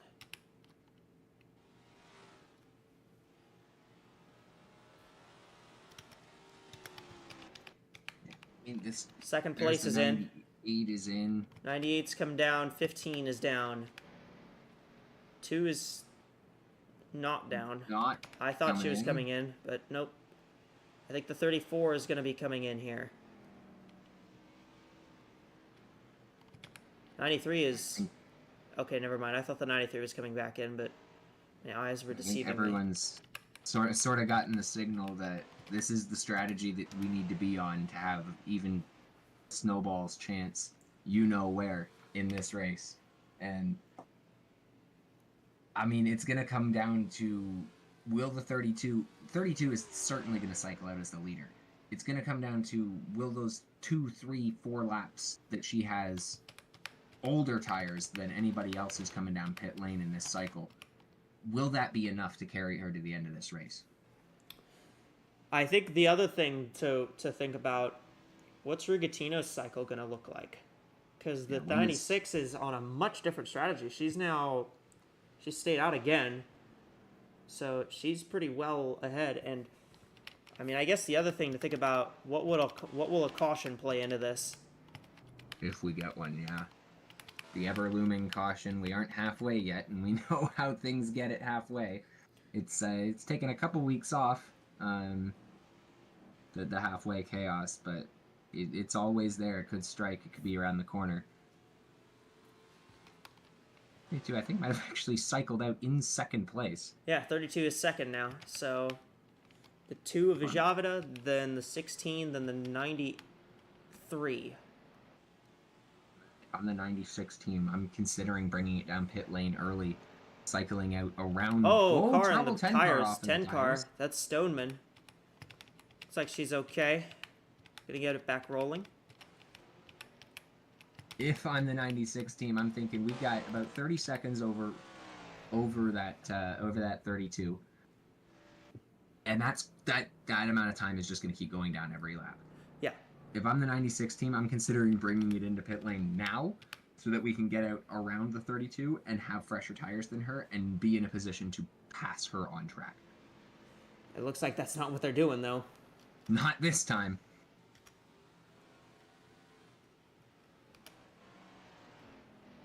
She's got the 34 trying to unlap herself from her. There's Parkins Janet in pit Parkins. Down pit road. And the gap this time now between the 32 and 96, it is 21 seconds from 28 last lap. So 7 seconds. only 7 seconds, yeah.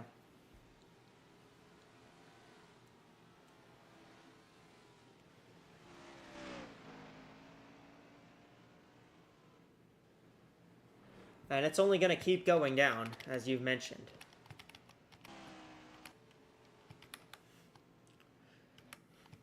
because there's a balance here. She can either Rugatino and the team can either stretch out the strategy, stay on track as long as possible, and then when everybody else's tires are worn, climb back up through the field after pitting, or pit now, risk losing a couple positions on track, and then come out with 5-6 laps fresher tires than anybody else and try and cycle to the lead. Either way, you're climbing up the field. It just depends on how much you want to climb up through the field. And with the incidents that we've seen with faster cars getting held up by slower cars, making contact, I don't know. I don't know if the late pit strategy, I had mentioned it before, I thought maybe it was a good idea, but maybe the late pit strategy isn't the best idea, because there could be that issue, you know, passing 10 cars where you get run into by someone 15 miles an hour slower. Yeah. Or you run into somebody 15 miles an hour slower. Yeah. 16 of Angetta appears to also be on this long strategy. She's staying out pretty long here. She's in the 5th position, but she's dropped pretty far back. Gonna be challenged by the 64 for that 5th position. She's already lost it. Ryan's gonna take it. 14 seconds now between the 96 and 32. Yeah, and the 96 just won't come down. And I'm just not sure I'm not sure I like that. I'm not sure I like where the 96 is in terms of the strategy. The number 96 might be 3 times larger than the number 32, but the 32 is about 3 times faster than the 96 right now. I think 3 times might be an understatement. Still staying out. Yeah, staying out here. There's a Javidus who sits in 3rd, Tosima 4th, Nihil is 5th, Ajarsaraj, Angetta, Vancy, Tolerone, Malikson. Sorry, I lied. It is not Malikson in 10th. It is Harina in the 34.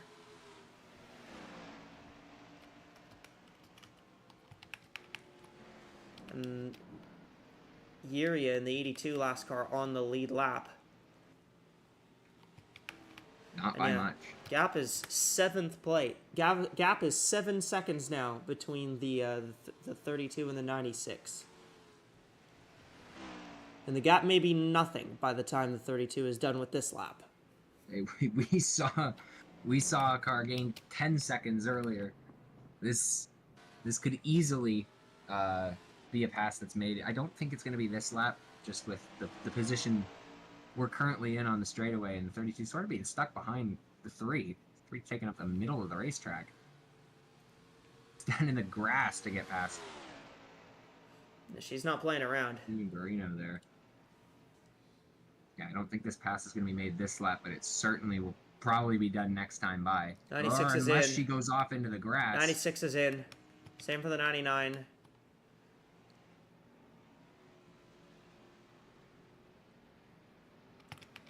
'96 decided to pit now. Scrape off the wall for Raristown. Not the first time that's happened today.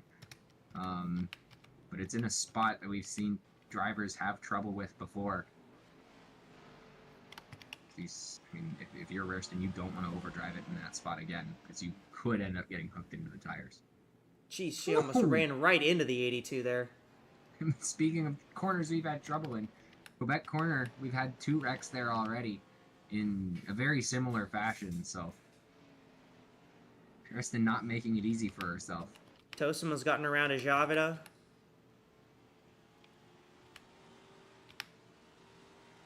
There's a Jarsaraj, and now the 96 will cycle out.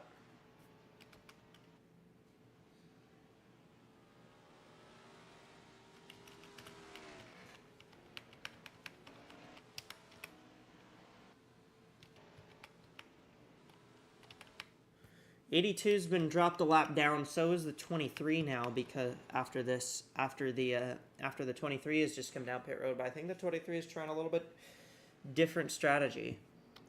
Yeah, we saw Malix. I think she was exiting pit road with the 96. So those two are going to. I believe the 16 came in with them as well.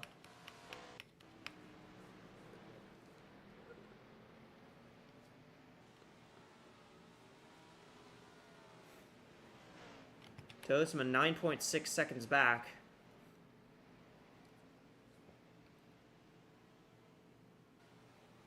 Oh, and she runs into the 82. Into Yuria. Manages to hang on. Those two yellow and black Mercedes. I've been mentally confusing them a few times, seeing them behind the leaders this race, but still not able to get past Yuria. We go down another sweeping downhill corner through turn 4 here and into turn 5. She may try to ship her in Moss Corner.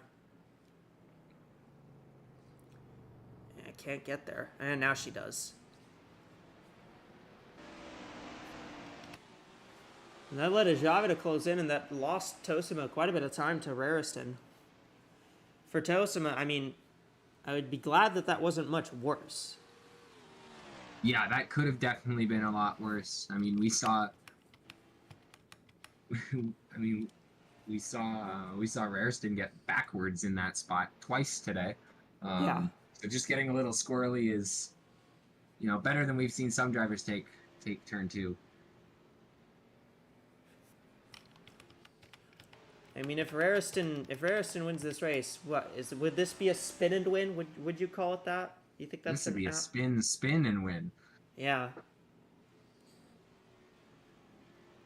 Spun on lap 1, got sent all the way down to last. Avoided the wreck that caused the caution. Spun again on the restart, or not on the restart. She spun again in a later wreck that didn't bring out a yellow, and somehow found her way back up to the front of this field. So just an all-star day for Sydney Rariston so far. I'd just like to point out here, Sky and Jetta's in a good position right now. She pitted the latest of everyone. She actually stuck on the lead lap, so she's in a pretty solid spot right now, I think. Unless she didn't pit, and I'm a little. Okay, no, she hasn't pitted. Now she's pitting. Now she's pitting. I thought she pitted, but she had not.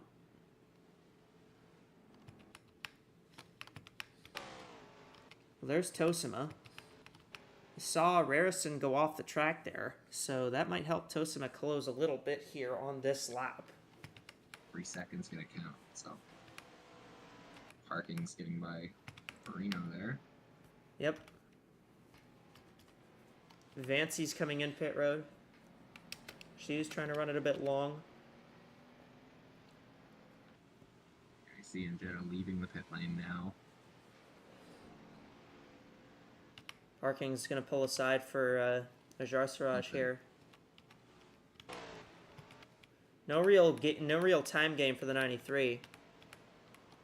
There's where the 96 is. There's where Rigatino is. She's 32 seconds back. 120 on her last lap compared to the 32 who ran a 122. So she's not really gaining that much time right now. So the thing is, right, once those tires at the front of the field start to wear out, she's running behind a car that is on the same tire strategy as her. Yappy Malakson has the same tire strategy as the 96. Those two have essentially been doing the road course equivalent to tandem drafting since they exited the pit lane. Yeah. I could see that really being advantageous on this straightaway here with how the aero package is for the road courses. Basically drafting down the straight to gain a little bit more time. Hasn't worked out so far, but if these two can stick together, which they might end up getting split up now, but they did get split. And that whole rant does a little bit go out the window. No, they're back. And they're fine now. They're back. They're back now.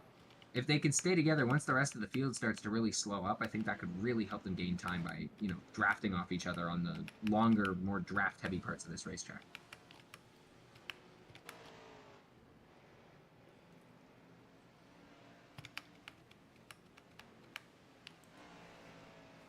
Jocelyn Nihale in the 6th position.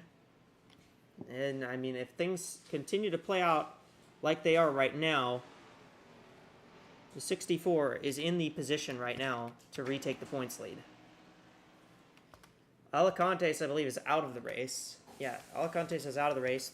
She's going to get credited with 34th. And then her other competition in the points chase right now is Parkings, who is sitting 9th right now, actually, but 1 lap down. I'm going to touch on one more thing about the Malixon-Rugatino tandem that we've got going on. Malixon's in front of Rugatino, so when Rugatino does potentially take the lead back, Malixon's still going to be on the lead lap, at least temporarily, which is great for if a caution comes out, because instead of being a lap down, she ends up right there on the tail end of the lead lap, right with all the other drivers that would be racing for the win. So, well, unless she gets never passed mind. right here. I'm going to stop talking, because every time I do, something happens that throws a wrench into whatever I was saying. On pit road, 34 of Arena. That She was looks on the like lead a lot of lap. damage on That looks car. like damage, yeah. Oh, and it She was in. hard into the tires. That's a new spot we've seen. It was off track. Jeez. Just barely off track. Just barely off the racing surface, enough that it's not a caution. Well, with that being said, maybe we will get a caution once I throw it to the mid-race report. So Oh, brother. we're gonna take you to the FanDuel Fan Studio right now. We're halfway through this race here from the Canadian Tire Motorsport Park. Rasha and Madison are down in the FanDuel Fan Studio. What do you two got for us? Yeah, welcome. Thank you for that. It's been a pretty interesting race so far. We've taken out about half of the field, but the other half of the field are chugging along just fine here. We're watching the 32 of Cinlia Rariston leading the way. Came in, I think, some 10 or so laps ago, to take on some fresh tires. We'll see what those lap times are. Right now, they're 124, so I can assume that we've seen about 5 or 6 seconds of fall off already from a maximum pace. But that's kind of been the theme of the day, I think. Mostly a lot of strategy moves being made. We saw the 96 run really long. We saw the 16 run even longer than that. So this kind of cycle of pit stops, you can say, kind of started with the 2 all the way out about even before lap 40, I think. So 15 laps in since that last stop. Madison, what do you think of these team strategies right now? Yeah, it's very interesting. We obviously saw that when teams aren't being faced by attrition or mistakes on the track that lead to either damaged race cars or significant time setbacks, we can see that tires really do matter. We can see massive jumps on old tires versus new, and I'll be very interested to see what the best strategy really is, because you might think undercut because you gain all the time right away, but it depends on when the cautions fall and when that last stint really begins, because the overcut could be right if that last stint is especially long. So Yeah. I still think there's a lot to play for, and when you do pit, there's only 7 cars on the lead lap right now, so you'll lose maybe a few positions, but yeah, who knows where this could go from here, especially with tire life. Yeah, saw Rugatino there take to the grass a little bit just to pass the 72 of Parking. Speaking of lapped cars, this is the car that came in latest, only came in about lap 49, 50 or so, around there. Was pretty quite late. I see, Paisley Urias, I think, parked. I'll double check what happened to her there. Double check what happened to her real quick here. Doesn't look like anything. Did she just come in? Or is she getting towed? No, that's just a regular pit stop. Apologies for that. A slow one at that. It's a pretty slow one. She's still on pit lane. But yeah, this 96 came in the latest, and we already see her closing down on the top 3. She's right there with the 98. The 93 is catching the 32 as well. I think Tosima came in, I think, at the same lap as Rariston, but of course she's got a little bit she's probably drawing a little bit less traffic right now, but that's not going to matter too much in a few laps, because I think this 96 is running down both of them.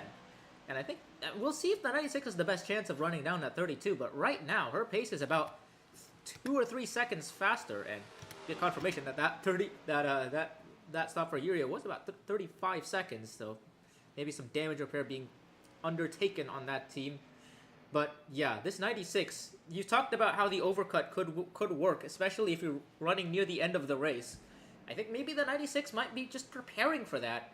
Maybe try to get a dry run ready. We'll double check the gained about 4 seconds on the 32, while the 93 didn't gain that much. She's gonna lose a little bit of time here to the 99, but she does have the tires to hold her off just a bit.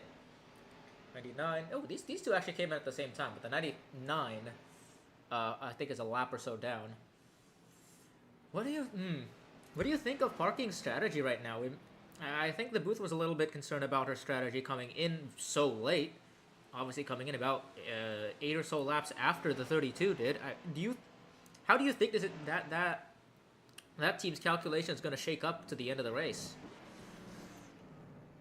Well, it all depends on dividing by even numbers. I think the overcut, insofar as I'm concerned, it works when you have stints of relatively equal length, and the last one is a pretty long one like the rest. But if you have that short stint near the end, that is not a good idea to do the overcut, I don't think. Certainly not for that last stint. And you talked about maybe the 96 team Rugatino doing this overcut strategy as a possible experiment. This is when you can conduct those experiments. We still have, 45 or so laps remaining? There's plenty of time to do that, but certainly near the end of the race, you have to be much more calculated, and I'm not even sure how much the 72 can gain from it, because 8th lap down, there's really not much to gain at this point. Yeah. I mean, the 32 right now is obviously running on that strategy. We'll check the lap times. A 26.4 for Rariston and a 21.4 for Rugatino. So Rugatino's tires are still on that seam, on that nice, what do you call it? In that nice phase, I should say, where she hasn't lost too much time. We'll also have to see what happens to the 99, because the 99 is following along on that same strategy. She might be able to unlap herself in time, and yeah, you so have to can cue the the Joss 16. beam at this point. So can the 16. The 16 came in even later, and she's going through the field about the same time. So right now, it's just gonna be I think you're right in terms of this maybe being a bit of a test for the 96, seeing how long it takes on that strategy to be able to run down the leaders. Because I mean, if you remember when she came in right as she was about to be overtaken for first by the 32, kind of inverting that strategy. So we'll see how long it takes. Obviously, if the 92 can hit her marks and doesn't make any mistakes, which hasn't been a given at this racetrack, should be able to catch relatively quickly now. But, I mean, as you saw here, she's getting stuck behind the 26. That's going to let the 99 in a little bit. That's going to cost her a little bit of time. You see the 15 coming in now, lap 58 or so. Might see... I wonder she was on the lead lap, so that might be... That's interesting. I wonder if that's, like, the very, very front of the cycle starting. We'll have to check. 5.64 seconds now, the gap. It's going to be interesting, I think. Yeah, certainly. And I'm seeing that 96 car close in so much time on the 32, as you said. It went from, 13 to 10 to 8 to 5 or whatever? 8. Yeah, Still, that's 3 seconds right there. 3 seconds, and there's nobody between them, too. Yeah, right when, yeah, they're about a Moss Corners 16 complex bobbles, apart at this point, and closing quite a bit. Yeah. We'll see how long the 96 and 99's tires last. Obviously, the 32s hit the cliff. And the 96 is starting to hit the cliff. She's down to a 22.9. But she, of course, got stuck a little bit on traffic. So maybe shave off about a half a second on that, if we're talking about her ultimate pace here in clean air. Or at least without cars in front of her. And she's right there now. So the 96 doing a really good job. She's gonna pass. She's actually gonna take the lead. My word. She's gonna retake the lead. That's a 6-second gain. It might as well be. Yeah. 11, My word. So 11 laps between the time she came in, around lap 48 or so, and now lap 60, and she's taken the lead. So that's something to look out for. That's interesting. And the 99s. Tell you what, that crew chief feels like Einstein. Yeah. 99's also looking to unlap herself on that same strategy. We'll see if the 16 can follow suit. So that's interesting. I think that's gonna be. I think the overcut really working here is gonna put a few teams on notice, because that 96 is pulling away. She is well ahead now. And maybe the 98 and 93 could... Wherever they are. There they are. I think they're stuck in traffic now. I think their tires are starting to fall off. So, yeah, you can see there, the 16 already unlapped herself. I think the 3's trying to gain a lap back. And the 32 is really struggling now, running those 27s. And I think the 96 has a few more laps in the tank before she gets to that point. Or at least, yeah, I think 1 or 2 laps before she gets to those, running those lap times. This is going to be interesting. The 8's now unlapping herself, so that's going to be 8 cars on the lead lap. With the 72 and the 15 who just came in. Yeah, I say that, the 23 might lose that lap immediately. Oh, here we go! Stays ahead somehow, Here we go. and the 32 is in. 32's coming in, so that was a run of about 20, almost under 20 laps, 19 laps or so. I think that seems to be it, so we may be looking at about 2-ish more stops. This is going to be, that's a little bit odd. I think the timing of this is going to be a bit weird. Yeah, this is going to be a weird timing, certainly for the 32. I think the 96 team, they know that strategy, if it is 19, maybe 20 laps, maybe 18, give or take a lap, I think it certainly will be something to watch for, and I think they've accounted for that. Even if that last stint is a bit shorter and doesn't lend as much credence to the overcut, I think they believe, certainly with this stint, that they're capable enough of going ahead and making up all that ground and winning this race. And speaking of winning, how about our FanDuel picks? Who do you think is going to be standing at the top once this is all said and done? Yeah, I'm going to start with that 96 team of Brugantino. Things look really interesting for them on the strategy front. Right now, if they're staggered about 10 or so laps ahead, they're going to be in a really good spot come the end of the race. It's going to be assuming they stick to this plan, it's going to be a matter of whether or not they have enough time to catch that 32 or maybe that 98 even, if they shake things up a little bit, come the end of the race, and whether or not they have enough tires and time to get to that ending point. All right, over to you. What about your thoughts on the fan pick? See that 26 is on pit lane. Oof. You know, I know the point is normally 15 to slow, 15 select slow. different. That's a car that just came in not too long ago. She was running on the grass. Sorry, dude. Sorry for interrupting there, but I think that might be a tire down on that car.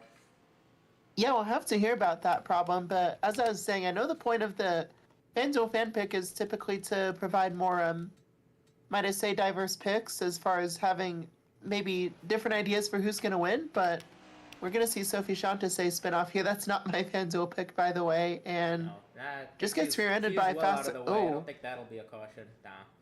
Well, that happens. That happens, yeah. That's certainly an instance that can happen at this track. But as I was saying, I have to agree with you on Rugatino, and I am adamant, I have to say, that this overcut strategy is the correct one, and that the 96 will win the race as a result. I would be lying if I picked anybody else that I thought could win this race. Yeah, I think it's gonna come down to the timing. The 96 looks like, it seems like they have the timing correct on that, but it's gonna be, we won't really know until the end of the race, basically. Yeah, the last stint could be a bit quirky if it's a few laps short, but I think overall, it's not going to be that big a deal. We'll have to see.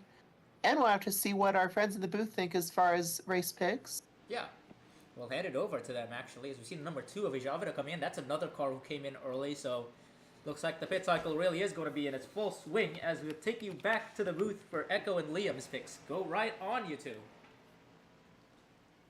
All right, well, I'm going to kick this thing off. You guys both pick the 96. I'll take the other end of the coin here. I'm going to go with the 32 of Cynthia Rairston. She's been fast all day. She's overcome adversity. She's on that alternate strategy, and with, you know, how much chaos we saw 2 cars in the tire barriers between the start and end of that mid-race report. We could easily get a caution, so I think having a fast car in a way where you can have the lead in a certain set of laps and then also have that risk of a caution come out. Rairston's in a position where she can win it 2 different ways here, and I think she's going to be one to look at as we head towards the end of this race. Well, my pick's going to be, I think we're going to get another caution. And I think I've just found our caution. There it is. Now the 99 did not make it back. She had some sort of issue, and that's going to bring out the caution. Well, my pick, I'm going to take the 98 of Eva Jarsaraj. When she hasn't had issues at these road courses, she has been a competitor for the win. She's been really fast all year. I think that the 98 is the driver to watch here of Ava Ajarsaraj.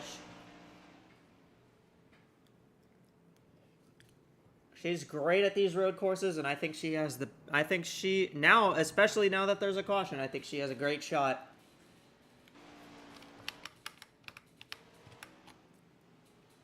At closing up on this. Well, things just got flipped on their heads here. The 16 also just managed to unlap Yeah, herself. the 16 just unlapped herself, and the 23 of Malikson will be the official free pass car.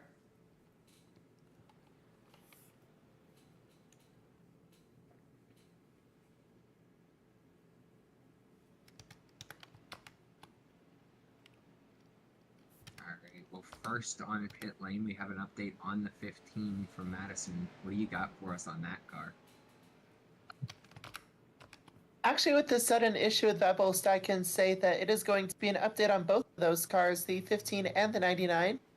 So both of them, they actually ran over debris from the collision between Vancy and Chantasse back there in Quebec corner, and both of those had tires go down. Both teams understandably not happy that there's debris left on the track, but ultimately you can't go back, and it's caused issues for both Veppelst and that 15 car during the mid-race break.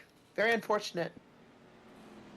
That's just more tire troubles on top of the tire wear we've already seen today. We've seen a few cars come down with blown tires, flat tires. It's really been all about the wheels. 82 gets a little bump to the 98 there. Bit of a tough corner to get through under caution, so I can understand it's probably not intentional. This is going to be a real benefit. You know what? This is also going to be a real benefit for these cars that are a lap down. We've gone green for so long. We had almost a 60 or so lap green flag run. These cars that are a lap down are going to get the advantage of being waved around, and a lot of these cars are gonna get back on the lead. Are going to be officially back on the lead lap here, so. This is very interesting because this caution benefits a lot of cars, but it doesn't benefit some cars, and it's going to be really interesting to see who this does and doesn't benefit.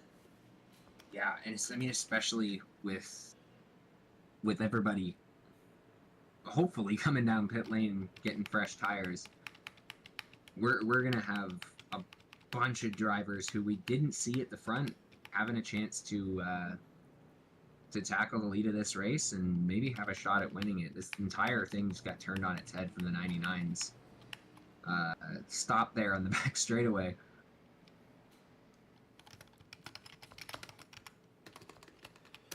Well, these cars that stay out, because this is a road course, so you run the short caution, so everybody who stays out are all going to cycle ahead of the leader, and they will actually go back. They will actually cycle ahead and back onto the lead lap. Well, I don't know if they'll cycle onto the lead lap, but the 2 definitely will be on the lead lap. The 15, I think, actually will as well. 32 is going to win the race out on the 96.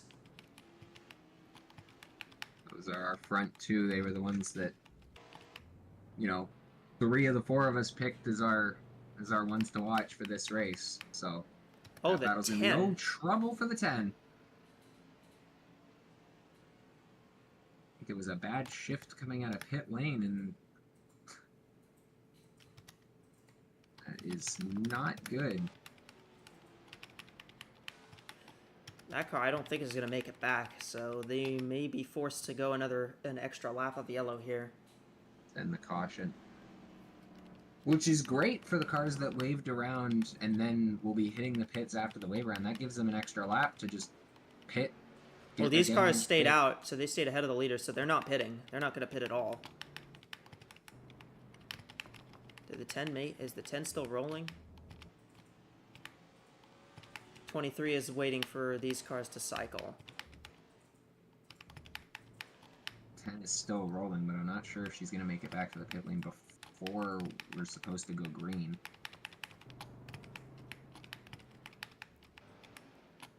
Okay. Oh. Well, good job, 2. And there goes the 2. And she's just taking herself out.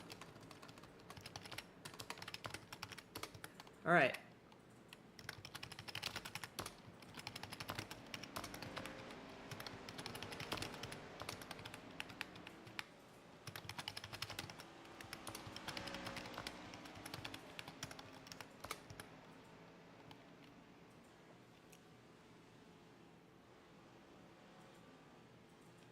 Car makes a little contact with the 96 there.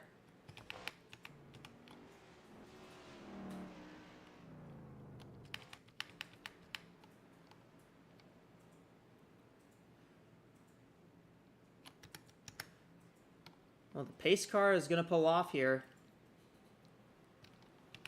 It will be Rariston, Rigatino, Ajar Siraj, Tosima, Nihil, and Jeddah. The top 6. Green flag is out. And we are back to green flag racing. And car made it around. I don't think the 10 car made it around, but I think she pulled off track. And we've had a change for the lead. The 98 of Ajar Siraj now out in front. Rariston's still fighting behind her. We got the 82 who is that the 82 or the 93 there? That's the 93. There I go again. That time I audibly got them confused. Back to single file, but I mean the battling has just begun. Everyone's going to get into position, and then everyone's going to be fighting for position while those tires are still fresh, and then we'll see who can manage that tire wear in this lead group.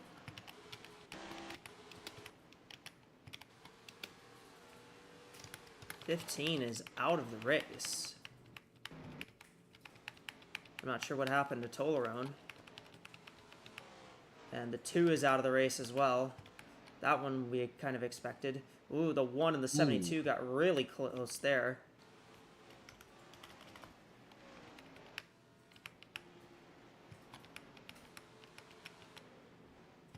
'98 slips a little wide.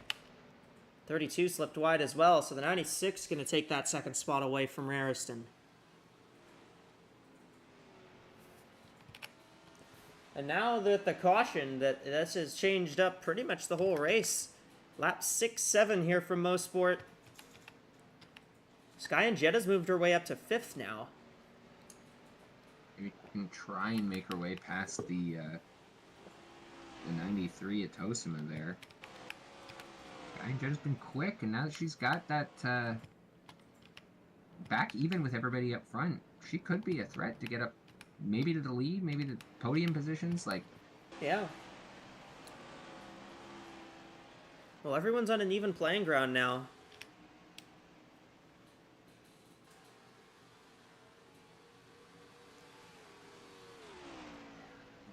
It's anybody's game, and we still got a lot of race left.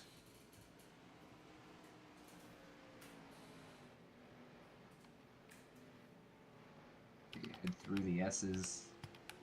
Pretty clean so far. It's looked pretty normal so far. I saw a car exiting the pit lane. Not sure who that was.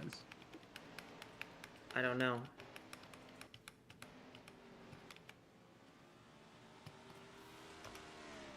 Those cars that waved around appear to be a little far back of the field, but that's just because it takes a long time to drive around this track and catch up, so by the time they went green, they weren't really close to catching.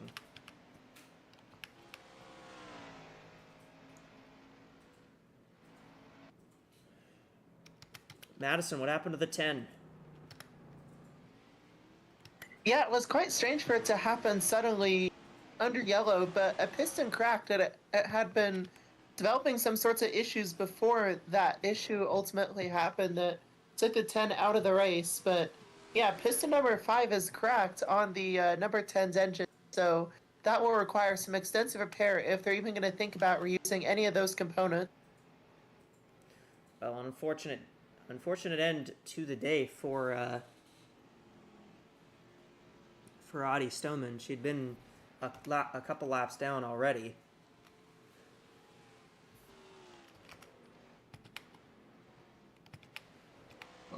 All of the top four go Top wide four, there. all the top six, which are the Everybody's 6 cars. going wide in turn 1. Yeah. It's that aggression. Everyone's trying to fight back towards the lead, with this whole lead group getting sort of spread out. 6 seconds already between first and sixth at the line there, and it's probably going to spread out even more. I think this 98, Ava Jarsaraj, worth shouting out what she's done today. She's run really well. She's up here in the lead right now. Kept a clean race car, which is one of the most important things you can talk about today. Yeah. I mean, there's 15 cars left running right now, so this track kind of lends itself to the chaos, and we've certainly seen that today. Ava Jarsaraj, not a stranger to winning at the road courses. She won at Willow Springs. Yeah. She's a great road course driver. She won the pole last week in Montreal as well.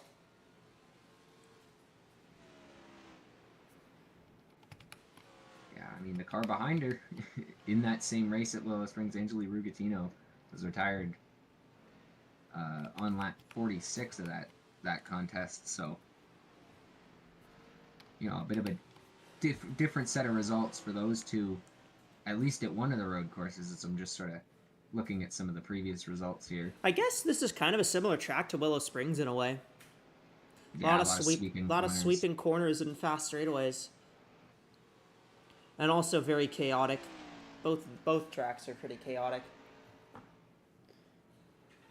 And we're going to take a break from the road courses next week because we're heading off to Michigan, the 2-mile super speedway in the beautiful state of Michigan. It's the Henry Ford Health 400 for the Cup Series, and before that, the Henry Ford Health 300 for the Continental Series. Both of those series heading off to Michigan, and Michigan has a Irish Hills. the state of Michigan has a nickname that I cannot remember right now. Well, the area in Michigan that the track is in is the Irish Hills, and I mean, we've talked about, we've seen weather play a part in races in this series before, and you want to talk about unpredictable weather. As someone who's been to the track before, Michigan is a bit of a wild card in terms of the climate and the sort of racing with with wind and whatnot. So it'll be really interesting to see everybody sort of balance that out when we go racing in Michigan next week. Well, yes, it took you 3 tries to go to Michigan before you got to see a full Cup race, so. That is true. Hopefully it won't take us 3 tries to get a race in at Michigan in AWSCO here. Hopefully the weather stays dry.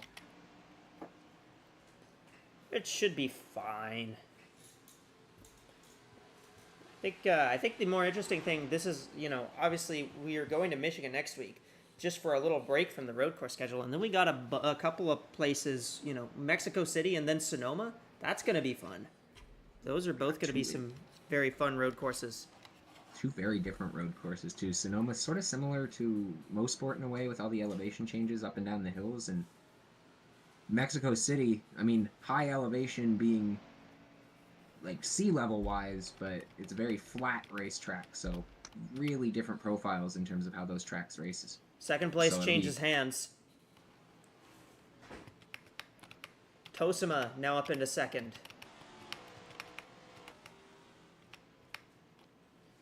See, we've seen Nihale as well got by Rariston, so Rariston's really kind of slipping back a bit. That might be that damage from earlier on. Those 2 incidents starting to rear their ugly head.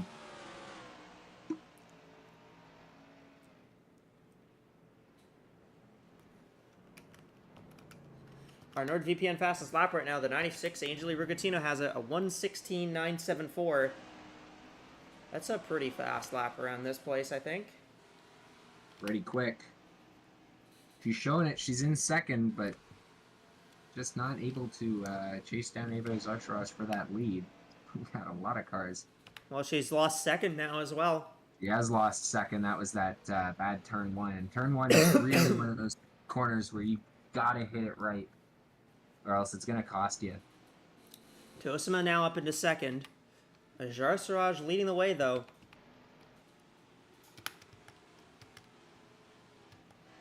The 91 between her and second place. Yep, that's a teammate to AWSCO, so...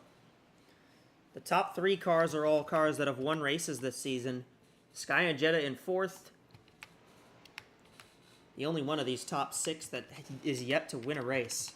So...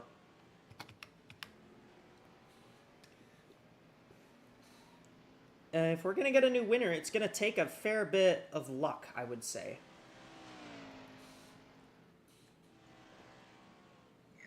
Especially at this point where we've sort of separated the slow and the fast cars from each other. Yeah. 3 of those fast cars being ones that already have a win. To get a new winner, we're going to need either a really interesting strategy situation or maybe or another caution. I would say another caution might be what would do it there. It's interesting to look at our upcoming schedule because, you know, Mexico City, Sonoma after Michigan. We got the All-Star race at the iRacing Superspeedway. Daytona Road Course after that, and that's the last road course of the regular season. And then we go on the World Tour to Rio, Lausitzring, and Motegi. And then the brand new Echo Energy International Speedway is race number 25. And the World Tour and Echo Energy International Speedway will be the seeding races for the in-season tournament that they've announced will take place in the Cup Series. So I think that will be fun to watch.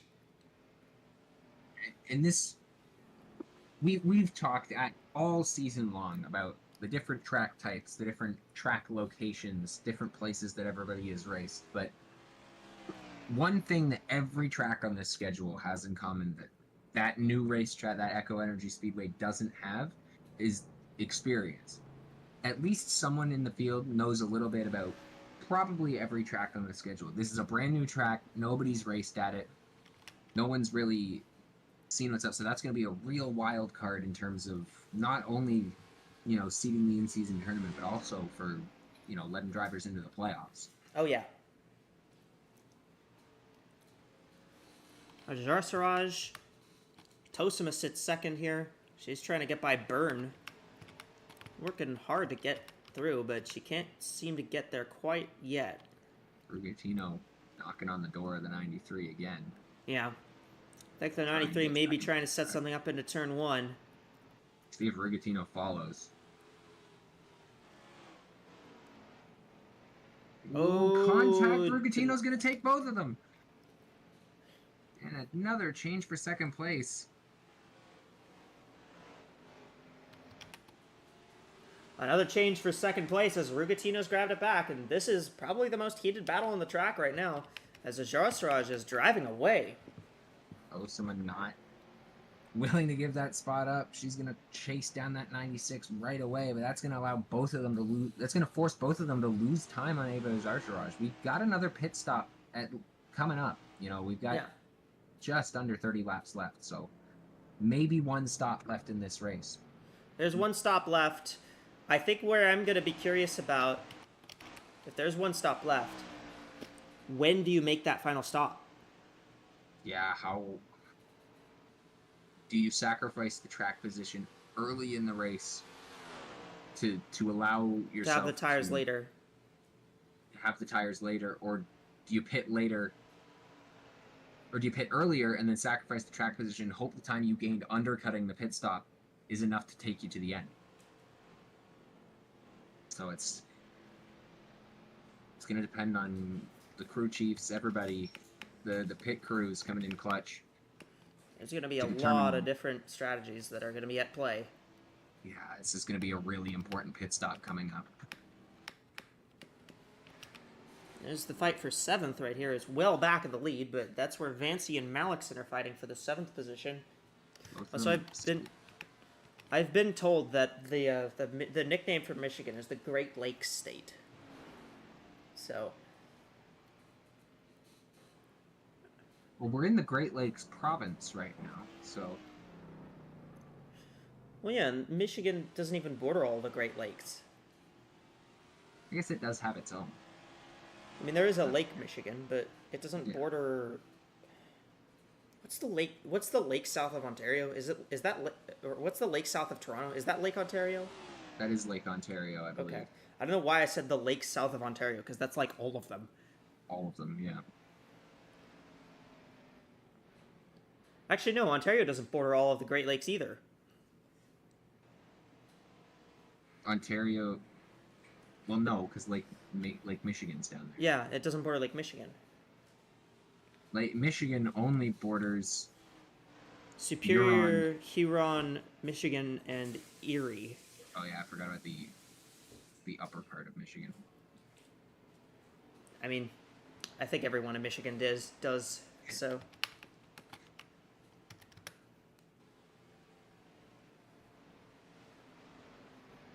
Sky and Jetta's closed up Three-car here. battle for second. I was just about to point that out. Yeah, Sky and Jetta. Yeah, and Jetta's looking pretty solid right now.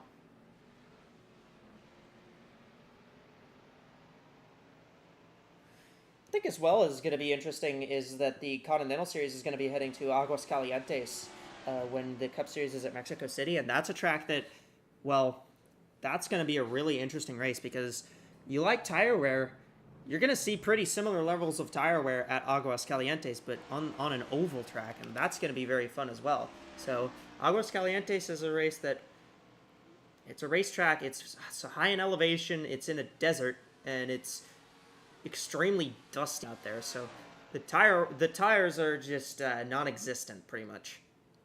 Yeah, that's going to be a really interesting race to see how everybody manages not only the tire strategy and it being on an oval. It's an interesting shaped oval as well. Yeah, it's a D-shaped oval. It's kind of shaped like Richmond. Yeah, really going to lend itself to being a unique race. We get another change for second. The battle continues here. Well, these 8 two seconds to the leader now. These two keep fighting for if these two keep fighting for second, it's just gonna let the 98 get away even more. And now the 98's kind of bearing down to lap the 1 and the 23 here.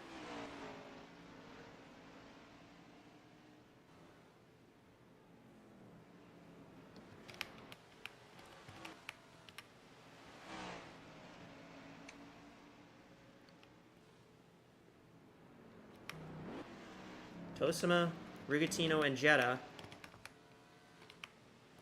Those are the 3 cars fighting for that second position, fighting for 2 spots on the podium. As in Jetta now looks underneath the 96 of Rigatino, down the Andretti straightaway.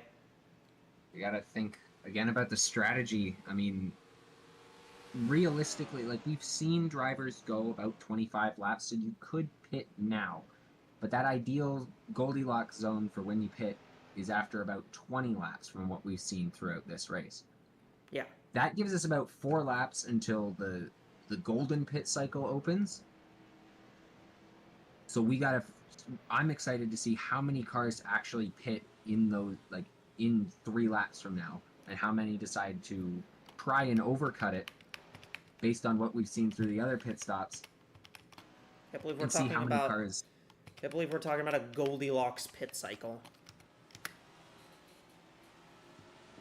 Yeah, because you can pit now, but you'll be really slow at the end of the race. You can pit in a few laps, and you'll be in that sort of zone where everybody's been pitting all race long. Or you can try the overcut, which we've seen work, but I'm not sure if it's going to work in the short run.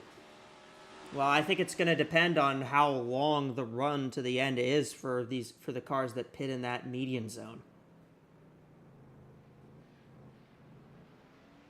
I mean, there's so much riding on this next pit stop, even Yeah. with Sharaj being 8 seconds ahead. She did lose a little bit of time that last lap. Now that the 93 has stopped, mucking around with everybody for Well, there's second. pretty well clear track in front of the 93. She's not. She doesn't have. black cars in the way. many cars in her way now.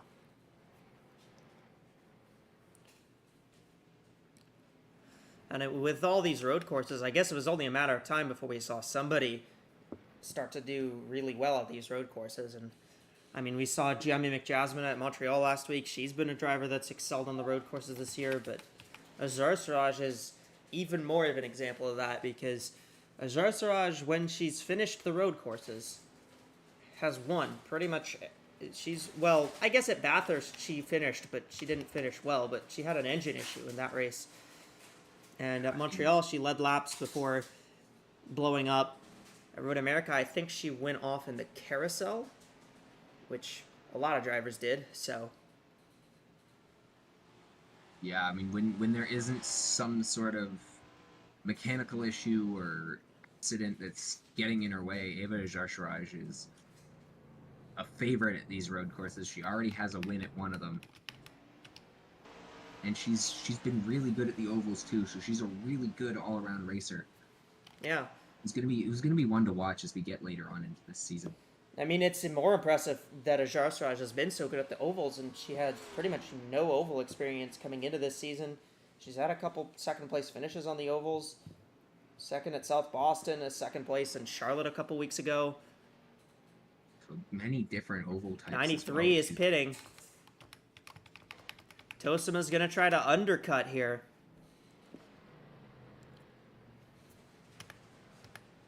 Looks like the 32 of Rariston also came in a bit early. Actually, the 32 came in a couple laps ago.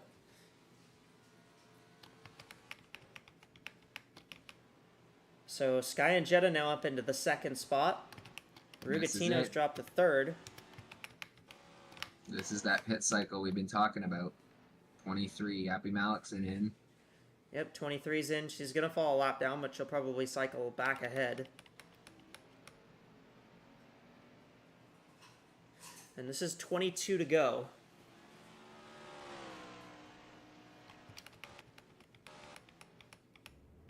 '93's out, 16.2.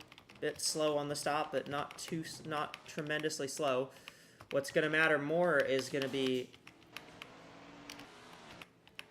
how much time. What's going to matter more is how much time she's going to gain with those fresh tires. I mean, 98's in. 98 is coming in. Everybody that's pitting now, this run is going to be longer than the run between this pit cycle and the caution.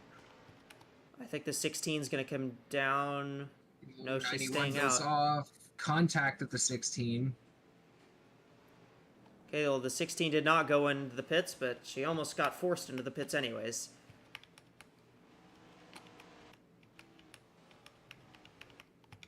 Well, there's the 98 that's in. And I think this is a great spot to stop for the 98 car. 21 to go. This is perfect for where the tires are.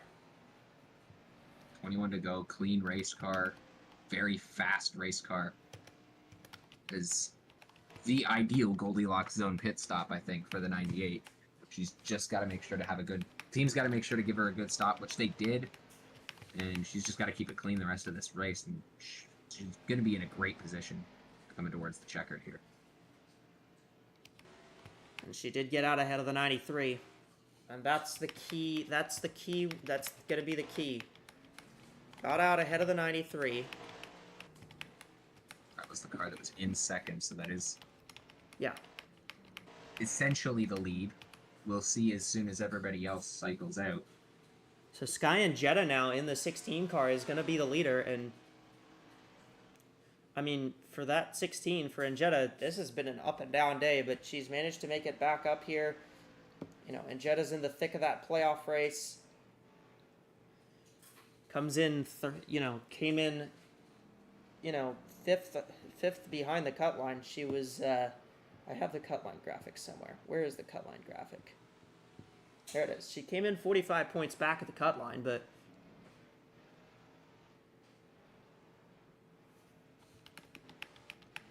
I believe the 96 might have come down pit road. No, I'm lying.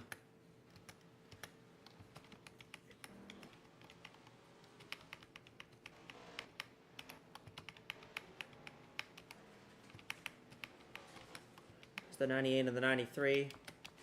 Those two, that's a 119 for the 93. Sky and Jetta as well being in that playoff battle, having missed 1 or 2 races early She on missed in a the race, season. and she had to, and she missed one race at Willow Springs, and she missed. Well, she started the race at Denver, but didn't finish it. Even with a missed race, in playoff contention up front today, Yeah, Sky and Jetta has been really strong since. she's gonna gain quite a few points here, and you know, even if she doesn't win the race, well, you know, if she doesn't win the race, she's still gonna gain quite a few points. If she does win the race, well, even better. Abby Mallix, and you can see how much faster those fresh tires are. I almost thought there was a problem on the 16 because she slowed up so much, but nope, that's all tires.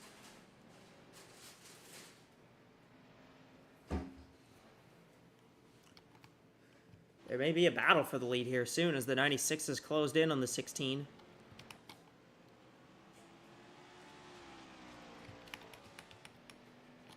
None of that gonna matter once they pit, because they're We may have a fight for the net lead though. The 93's closed up on the 98. She is very close now. These two are right next to each other. it's gonna be really. That's gonna be a really good battle. I mean, it's gonna come down to when the 16 and 96 pit. I think the two of them are waiting, hoping for a caution so that they can be on even playing ground with the net leaders. I just don't think that's the strategy to rely on. It might be their only hope to rely on at this point. I think that just went a little long. They tried to play. They tried to gamble and it didn't work. Yeah, Parking's on pit road. Parkins has been on pit road for a while. Did she come down on her own? I don't think she did.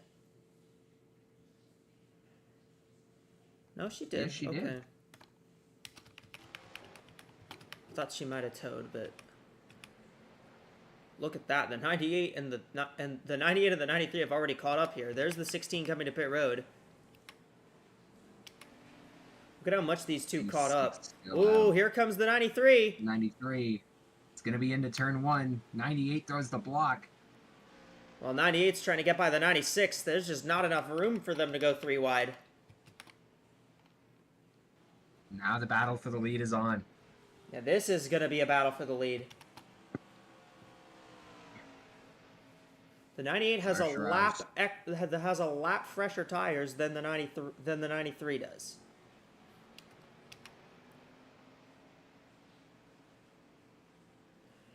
Now the 98's going to get stuck in this lap traffic here.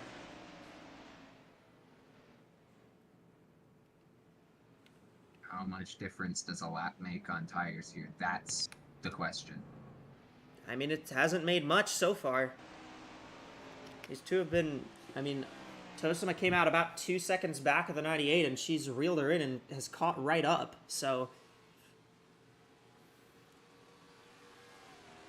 I think what the real question I'm going to be asking, how much does 4 seconds mean? How much does 4 laps mean? Because that's what the 16 is going to have on these two. 96 is going to have about 5 laps on them. Assuming the 96 pits this time, which isn't even a guaranteed, I don't think. Okay, no, she is coming in. There's the 32 of Rariston in the wall.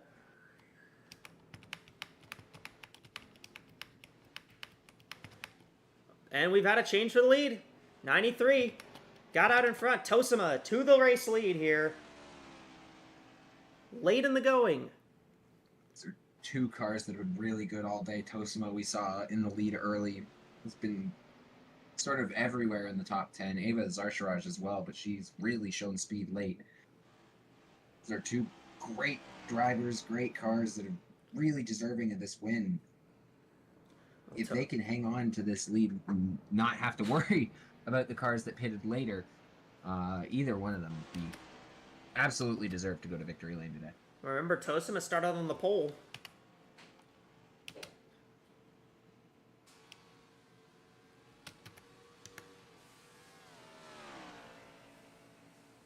Down the Andretti straight, Tosima. Seems like she's faster, but again, she's got the older tires by a lap. And if it is really that cliff where the tires just fall right off and you lose a couple seconds, that could be the difference maker in this race. Difference maker could be here. Look at the 98. She got a huge run through those couple corners, but they both get the but inside they both in turn slip. one. They both slip in one.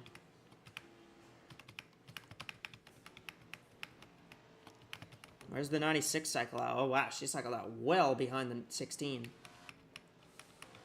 So right now, third place is the 32 at Rariston. She's 16 seconds behind these two.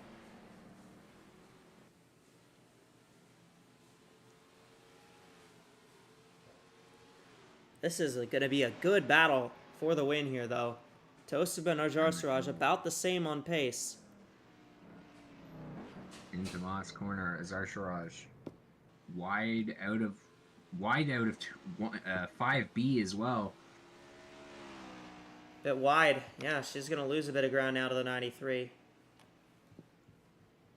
93's had the straight line speed, but the 98's been really good through those S's, so she should hopefully gain that time back. One of through 8 and Vancy. 9 there. The one of Vancy is now out. She just came down pit road. You see, Zarsharaj did gain a lot of that time back through 8 and 9 in the S's, through turn 10. I don't think she's close enough to make a move into turn 1, but as long as she can stay behind that 93, I think she's got a shot with that cornering speed that car's showing. Oh, Unless 93 she goes got wide here. 93 got the inside though in turn 1.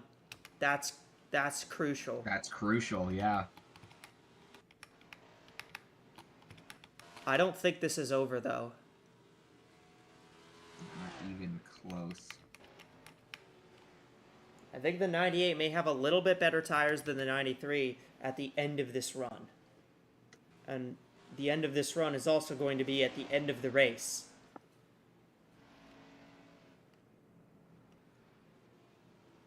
We know everybody can make it on fuel. It's been tires that has been Yeah, everyone reason should be for good on pitting all fuel. day. Everyone should be good on fuel here.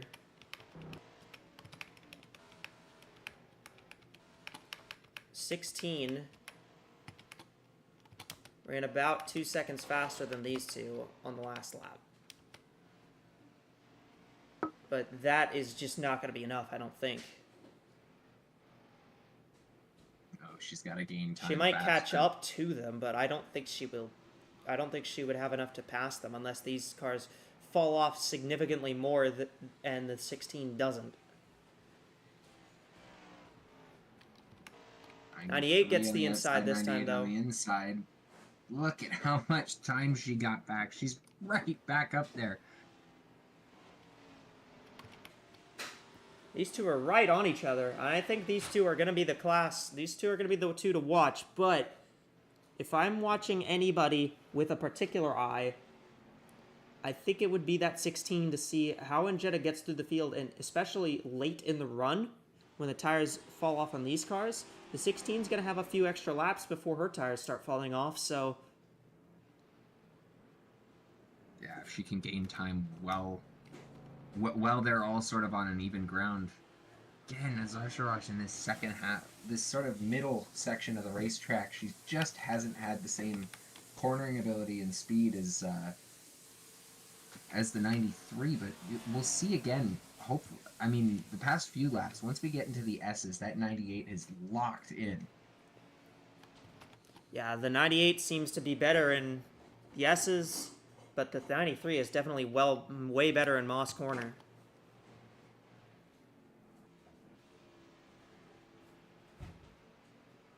I believe the 93 may actually be able to get the inside here. She's going to get underneath this lap car, and the 98 will not. Oh. 98 goes all the way outside. She's getting too aggressive, I think. Yeah, I have to agree. And when we're in a situation with the tires that we have at Mosport, I mean, getting over aggressive, overdriving the car is going to wear the tires down even faster. So when you're losing time on the leader, you're also losing time on your tires, and that's not good this early in the run. I think she can make it up, but it's going to take a lot of work to do that.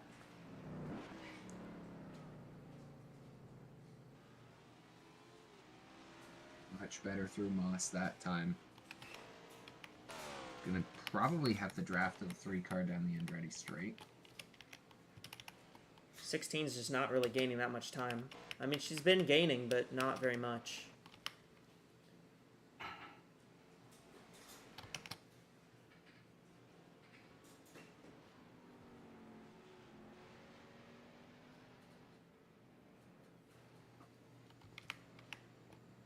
Tosima again pitted a lap earlier than the 98. So they're on pretty similar tires. Gets the inside in turn 1. Has to check up for the 3 car, but still gained a lot of time.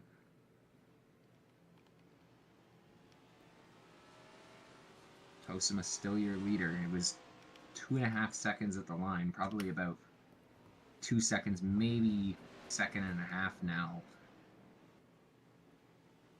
Ava's just got to nail it down in this middle portion of the racetrack here as we go through 4, 5, 6, and 7.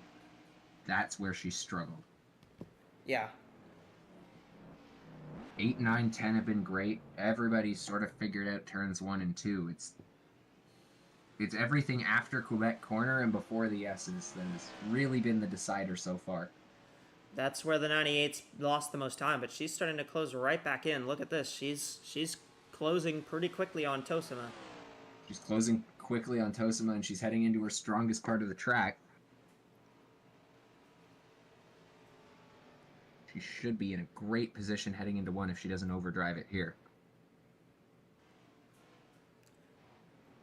I think she'll be within a second in terms of the time at the line. Yep. 0.8 of a second. Both of them on the outside in turn 1, so Both of them overdrive 1, so no real difference there. yeah. Now as we come through turn 2, Quebec Corner, turn 3. And as we come through these corners, we are at our Windows 11 to go. Irina Tosima leading Ava Ajarsaraj. It's a fight for the race victory here in Mosport. Third place all the way back here. There's Cynthia Rariston right now in third. Fourth spot, that's the 16 of Sky and Jetta. Just trimmed that gap down to 34 seconds from her to the 93. Fifth spot, that's the 96 of Angeli Rugatino. Sixth place, the 64 of Jocelina Nihale. Seventh is the 23 of Yappy Malikson.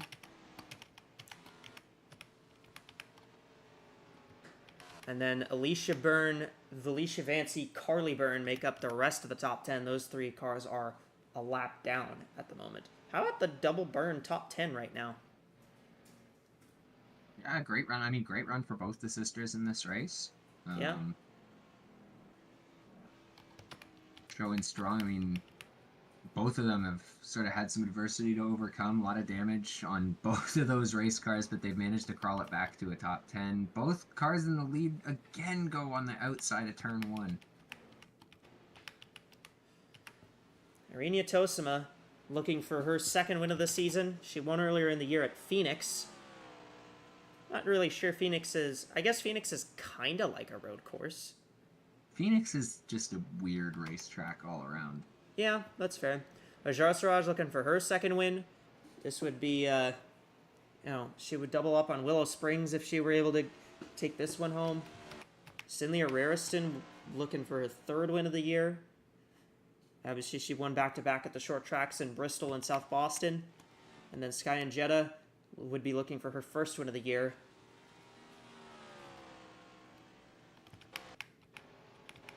Angeli Rugatino will be looking for her second. She took the win at Calder Park earlier in the year. Oh, look at that. The 98 really closed up here. Right there as we head into the S's.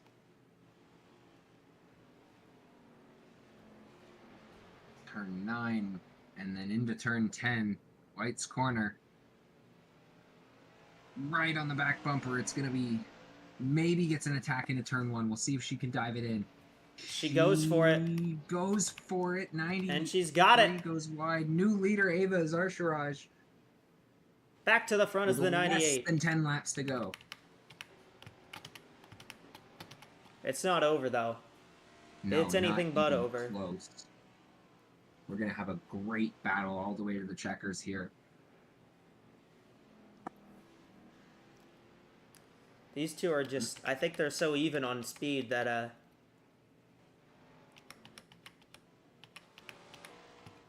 I think these two are so even on speed that we're going to see these two maybe fight all the way down, maybe side by side at the line. Yeah.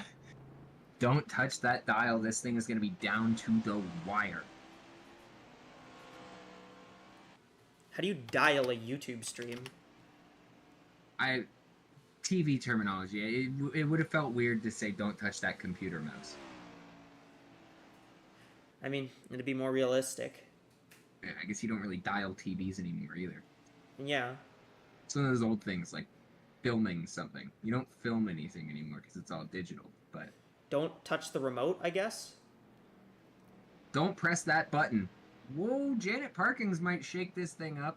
I think Parkins is trying to get by the 93. I believe Parkins is on a bit fresher tires than both of these cars, so I think that's what she's doing.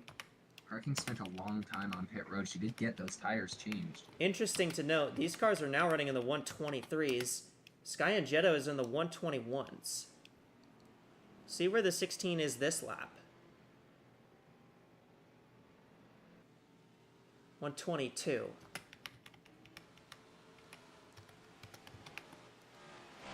Well, now there's a car between Ajar Siraj and Tosima, so that's I'm sure as much as Ajar Siraj is glad about that, it won't stay like that because the 72 is now going to try to make the move to get by the 98 here down the Andretti straightaway. If you're Ava, you want that 72 past you before the S's. Yes. I don't think that's going to happen. I don't think that's going to happen. The 72 didn't get a very good run off of Moss corner. Next, sounds surprising considering the wrecks we've had, but I think the next safest spot to let that 72 by would be turn 1. Maybe turn 10, but I don't... No, she's not going to get that. 72 had to check up. She might be able to get underneath anyways, though. Oh, she's going to run into the 98!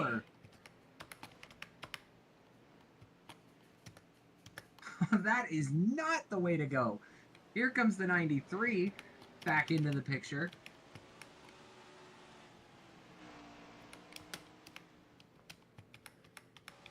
It was a 125. And Jetta gained 2 seconds again, but 2 seconds isn't going to be enough. We've just put a scuff mark on maybe the only clean race car left on the track. Parking still behind Azar Sharaj as they head into Moss Corner yet again. 6.5 laps left to go in this race. And she still can't get by. Over.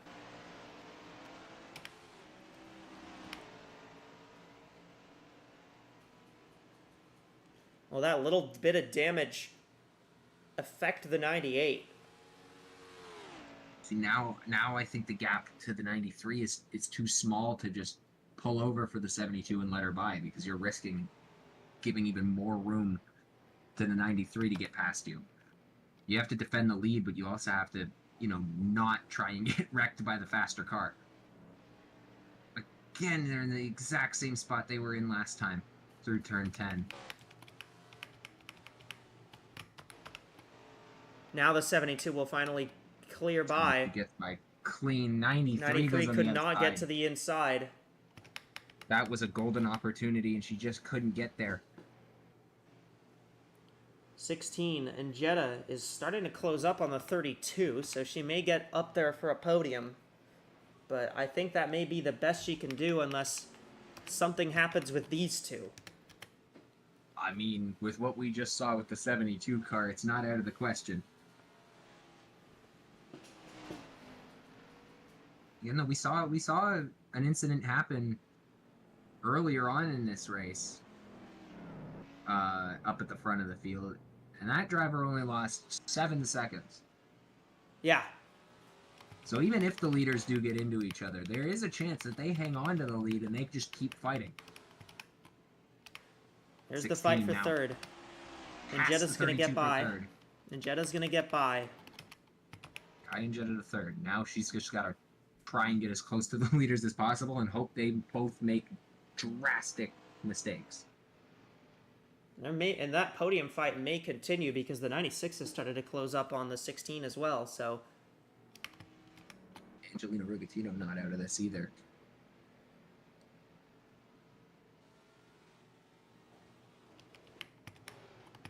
'98 slips wide. 93 doesn't. The battle still on. It's going to with be close. 5 laps to go here.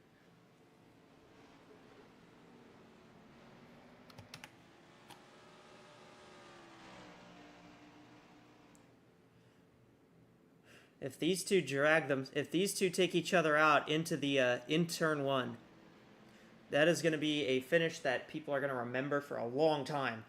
It'll be a wild, because I mean, especially with how it bottlenecks and the troubles we've seen with everybody avoiding wrecks in turn 1, there's a chance third place could get collected if they bottle it up really badly. Yeah. Right now, fingers are crossed that doesn't happen and we get a nice clean battle to the finish, but anything can happen. I've seen it happen here at Mosport before.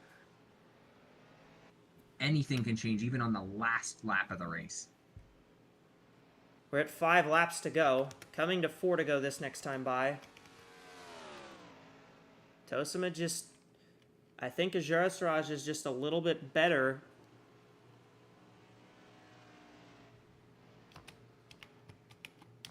Maybe that difference in tires, that 1 lap difference in tires is finally starting to hit. Maybe. Still within reach. I just don't know how much speed is left in that race car. Both go wide. 4 to go. In the middle of the corner. Fight for third. And Jetta trying to hold off Rugatino.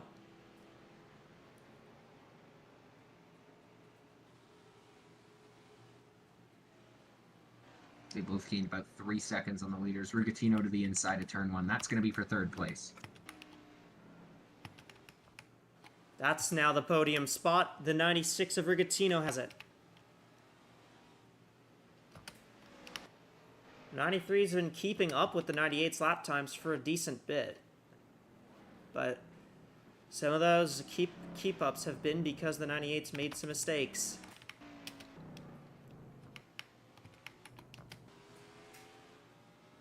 And the 3 of Mimi Verino is on the same tires that these top 2 are on, so she's not going to be a factor.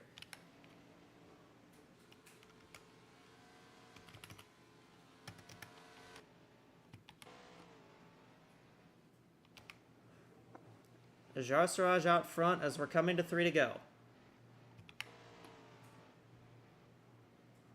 If Tosima is going to make up ground, she's going to have to get to the inside in turn 1. I think that's the only spot that she's going to be able to make up time in the current situation she's in. 2.5 seconds back. 2.5 seconds. 98 goes wide. Where does the 93 go? Less wide. Less wide, but not enough to make up a considerable amount of time.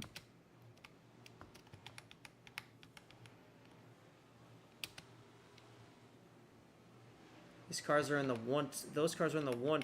These cars are now nearing the 1 minute 30 mark.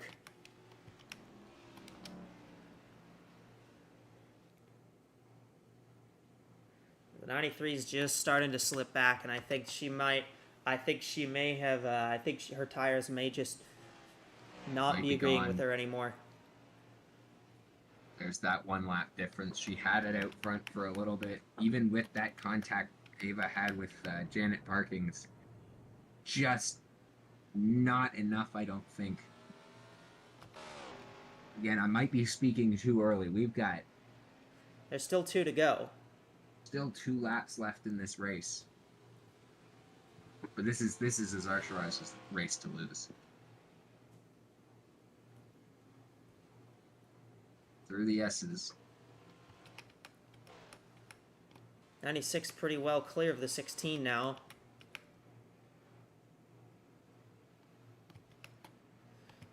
The thing with Rigatino, she's going to need to make up about 8 seconds a lap now. That's just not feasible. 93 didn't lose a lot of time. She did get to the inside here. Just don't think the speed's there.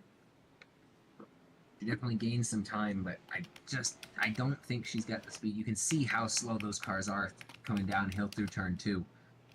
96 gained 5 seconds that last lap. So she pretty much would need to gain 5.5, but these next 2.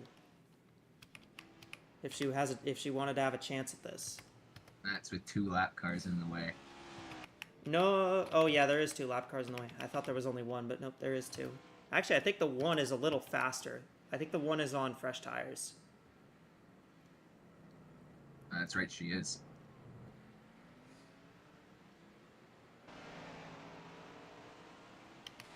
One will get by the 93 easy. And I believe the 1 will probably get clear of the 98 as well. Well, Jarsaraj is going to have to do her best to hang on. The 96 is in the picture, but I'm not sure if she's in the picture quick enough here. On the spotter, I'm telling Ava to move out of the way, either in turn 10 or in turn 1. You've got enough of a gap for the 93 that... She moved out of the way, lost a fair bit of pace from doing that. White flag, 1 lap to go for Mosport.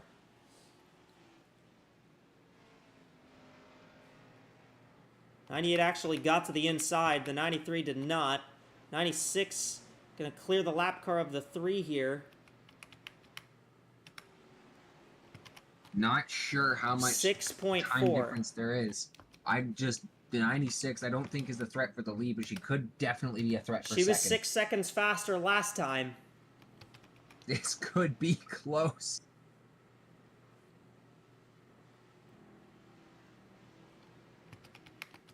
This could be very close. But Ajar Siraj just trying to do her best to hang on with those tires. The 98 went really long in the practice session. A lot of people were questioning what she was doing. There's Rugatino to the inside for second. She's got second. Does she have enough time to get to the 98? It's been Ava's strongest part of the racetrack. Just no mistakes through these last 3 corners. 96 is still down the straightaway. 98's in the S's. Rugatino's gonna try everything, but I just don't think she's gonna get there. And for the second time, Ajar Siraj will go to victory lane at a road course. Eva Ajar Siraj wins at Mosport.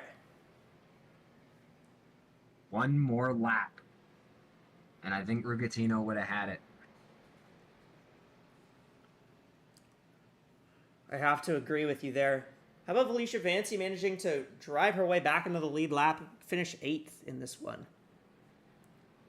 Yeah, really impressive showing for Vancy in that 1 car. We saw her pitting pretty, I think it was pretty late into this one. Yeah. But made it work. Pitted on lap well 85. inside the top 10. Nihil jumps Rariston. And then we're going to see these last couple cars here cross the line. It's going to be Malix and Avanci. It's going to be a while till we see them. It was 27. Just a great race at Mosport. Really entertaining from start to finish. We had that chaos early. Really mellowed out and became a strategy race. And it came all the way down to that last lap.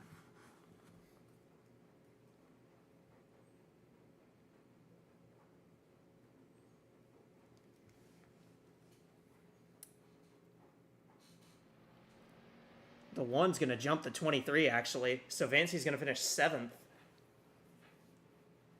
And that is that. Those are the results. Ajar Siraj takes her 2nd win of the season. and the 4th for Mason Parker Motorsports this year. That has set them on top of the wins table in terms of each team.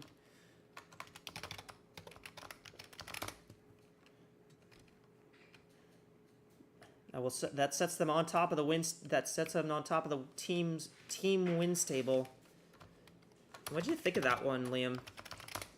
That was awesome. I mean, start to finish, it was an entertaining race. It was a tale of two races, really. With surviving the chaos of the first half, which was sort of brought to we got a bit of strategy in there towards the end of that first half, and then that second caution really flipped it to a strategy race, where it just came down to who could get the best pit stop, who could time it right, who could save the tires the best, and Ava Zarsharaj was the one that ended up coming out on top. A lot of lead changes, both on and off pit road. A lot of great action throughout the field. And I mean, for a track that runs endurance racing most of the time now, this was certainly an endurance race for a lot of drivers in the field as well. So just a great all-around race. I'm sure the fans loved it, and I for one, really enjoyed it. Well, I'm glad you did. All right, well, let's take you down to the FanDuel Fan Studio for the post-race show with Rasha and Madison. Take it away, you two. What do you got for us down there after this wild race for Mosport? Yeah, I mean... Yeah, that was... Yeah, I mean, there it was. You saw... I don't think you could have gotten that much... I don't think you could have gotten much closer on the strategy game between the 98 and 96. It came down to basically the last lap. The 96 was hunting down that 98, not chewing off about 5 to 6 seconds a lap by the end there. I think, yeah, one more lap would have been enough for the 96, so that was about as close as it could have gotten, I think. Yeah, I bet for the sake of our FanDuel fan picks, I don't know about you, but I'm certainly wishing the race was 103 laps, maybe 105. But congrats, Teco, on yeah, the 98 car did win, which is pretty significant. And really all around a very interesting race. A tale of two halves, I might say. So obviously the first half, chaotic. Second half, very strategy oriented.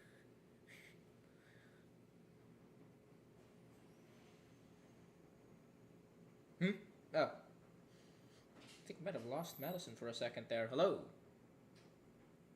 Oh, sorry. Whoever supplied these microphones needs to, yeah, as I was saying, it was quite the race, two halves, chaotic, then strategy. So Okay. This is intriguing. I enjoyed it. Yeah, no, I think that was really fun. The strategy game was really fun to watch. Between the 98, 96, 93, and even the 16. The 16 was right there at the end. The 16 would have passed the 93 with a lap to go. And I think the 16 was on the late run strategy as well. So that could have came even closer. That could have seen about a three-way battle for the win, maybe, had we gotten that extra lap or two. Yeah, not to mention Sky and Jetta closing in as well. That certainly among those four relative to most sport, very close at the end. But yeah, only 8 cars on the lead lap, which is both meant to how chaotic this race was with all the damage, but also just how big most sport is, how fast it is, and how cars can get separated.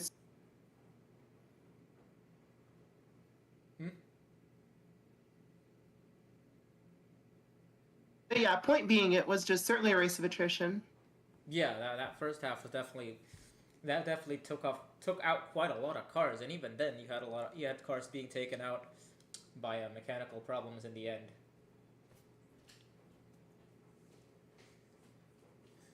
Then you look at the rest of the cars on strategy. The one Avancia actually ended up making a pass in the end. She passed the 23 of Malixon to finish 7th. So not only did she finish on the lead lap, she wasn't even the last car on that lead lap. So real great run for the one at the end there. You just saw how much those tires mattered at the end of these. How much the difference between tires are at the end of these runs. You saw the one kind of showed that, and that was the theme. Definitely the theme of the race, pretty much the whole way. Yeah, for sure, and certainly, she did not have an easy race. Spun multiple times. I do believe, certainly with 26, and yeah, overall, just really a lot of comeback stories in this race. But also a lot of moments where a driver doing well or even leading the race, they go out. Certainly a race with certainly a lot of chaos, even though it really mixed into a nice strategy game later. Mm-hmm. So do you have any final thoughts before we say our goodbyes? Not much right now. I mean, I guess I guess I'll comment on the rest of the finishing order. We saw both Burn sisters finishing in the just a lap down, on both in the top 10. Good races for them. Hazelin Yuria finally gets a good run under her belt. She's a driver that's been looking for one for a little while now, and but not much else to say out there. So yeah, I'm certainly looking forward to the rest of the road courses. I'm also looking forward to our next weekend in Michigan, because that'll be a nice break, I think, heading over to a super speedway, getting that kind of big track racing.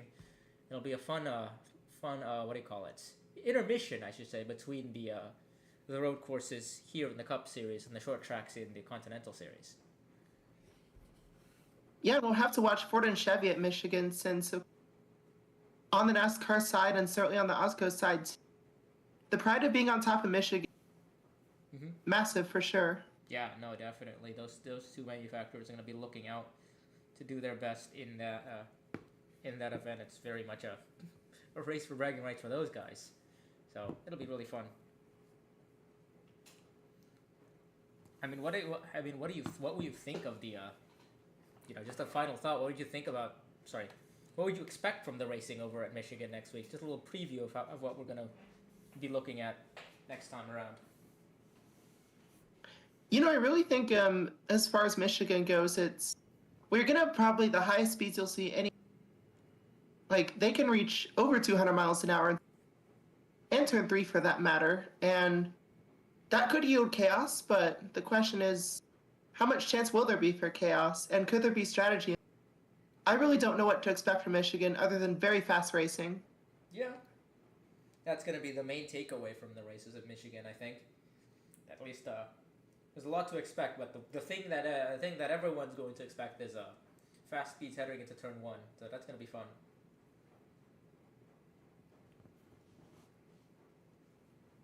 All right, and with that, I think it's probably be a good time to hand things back over to the booth with Echo here, as we'll wrap up the podcast very shortly.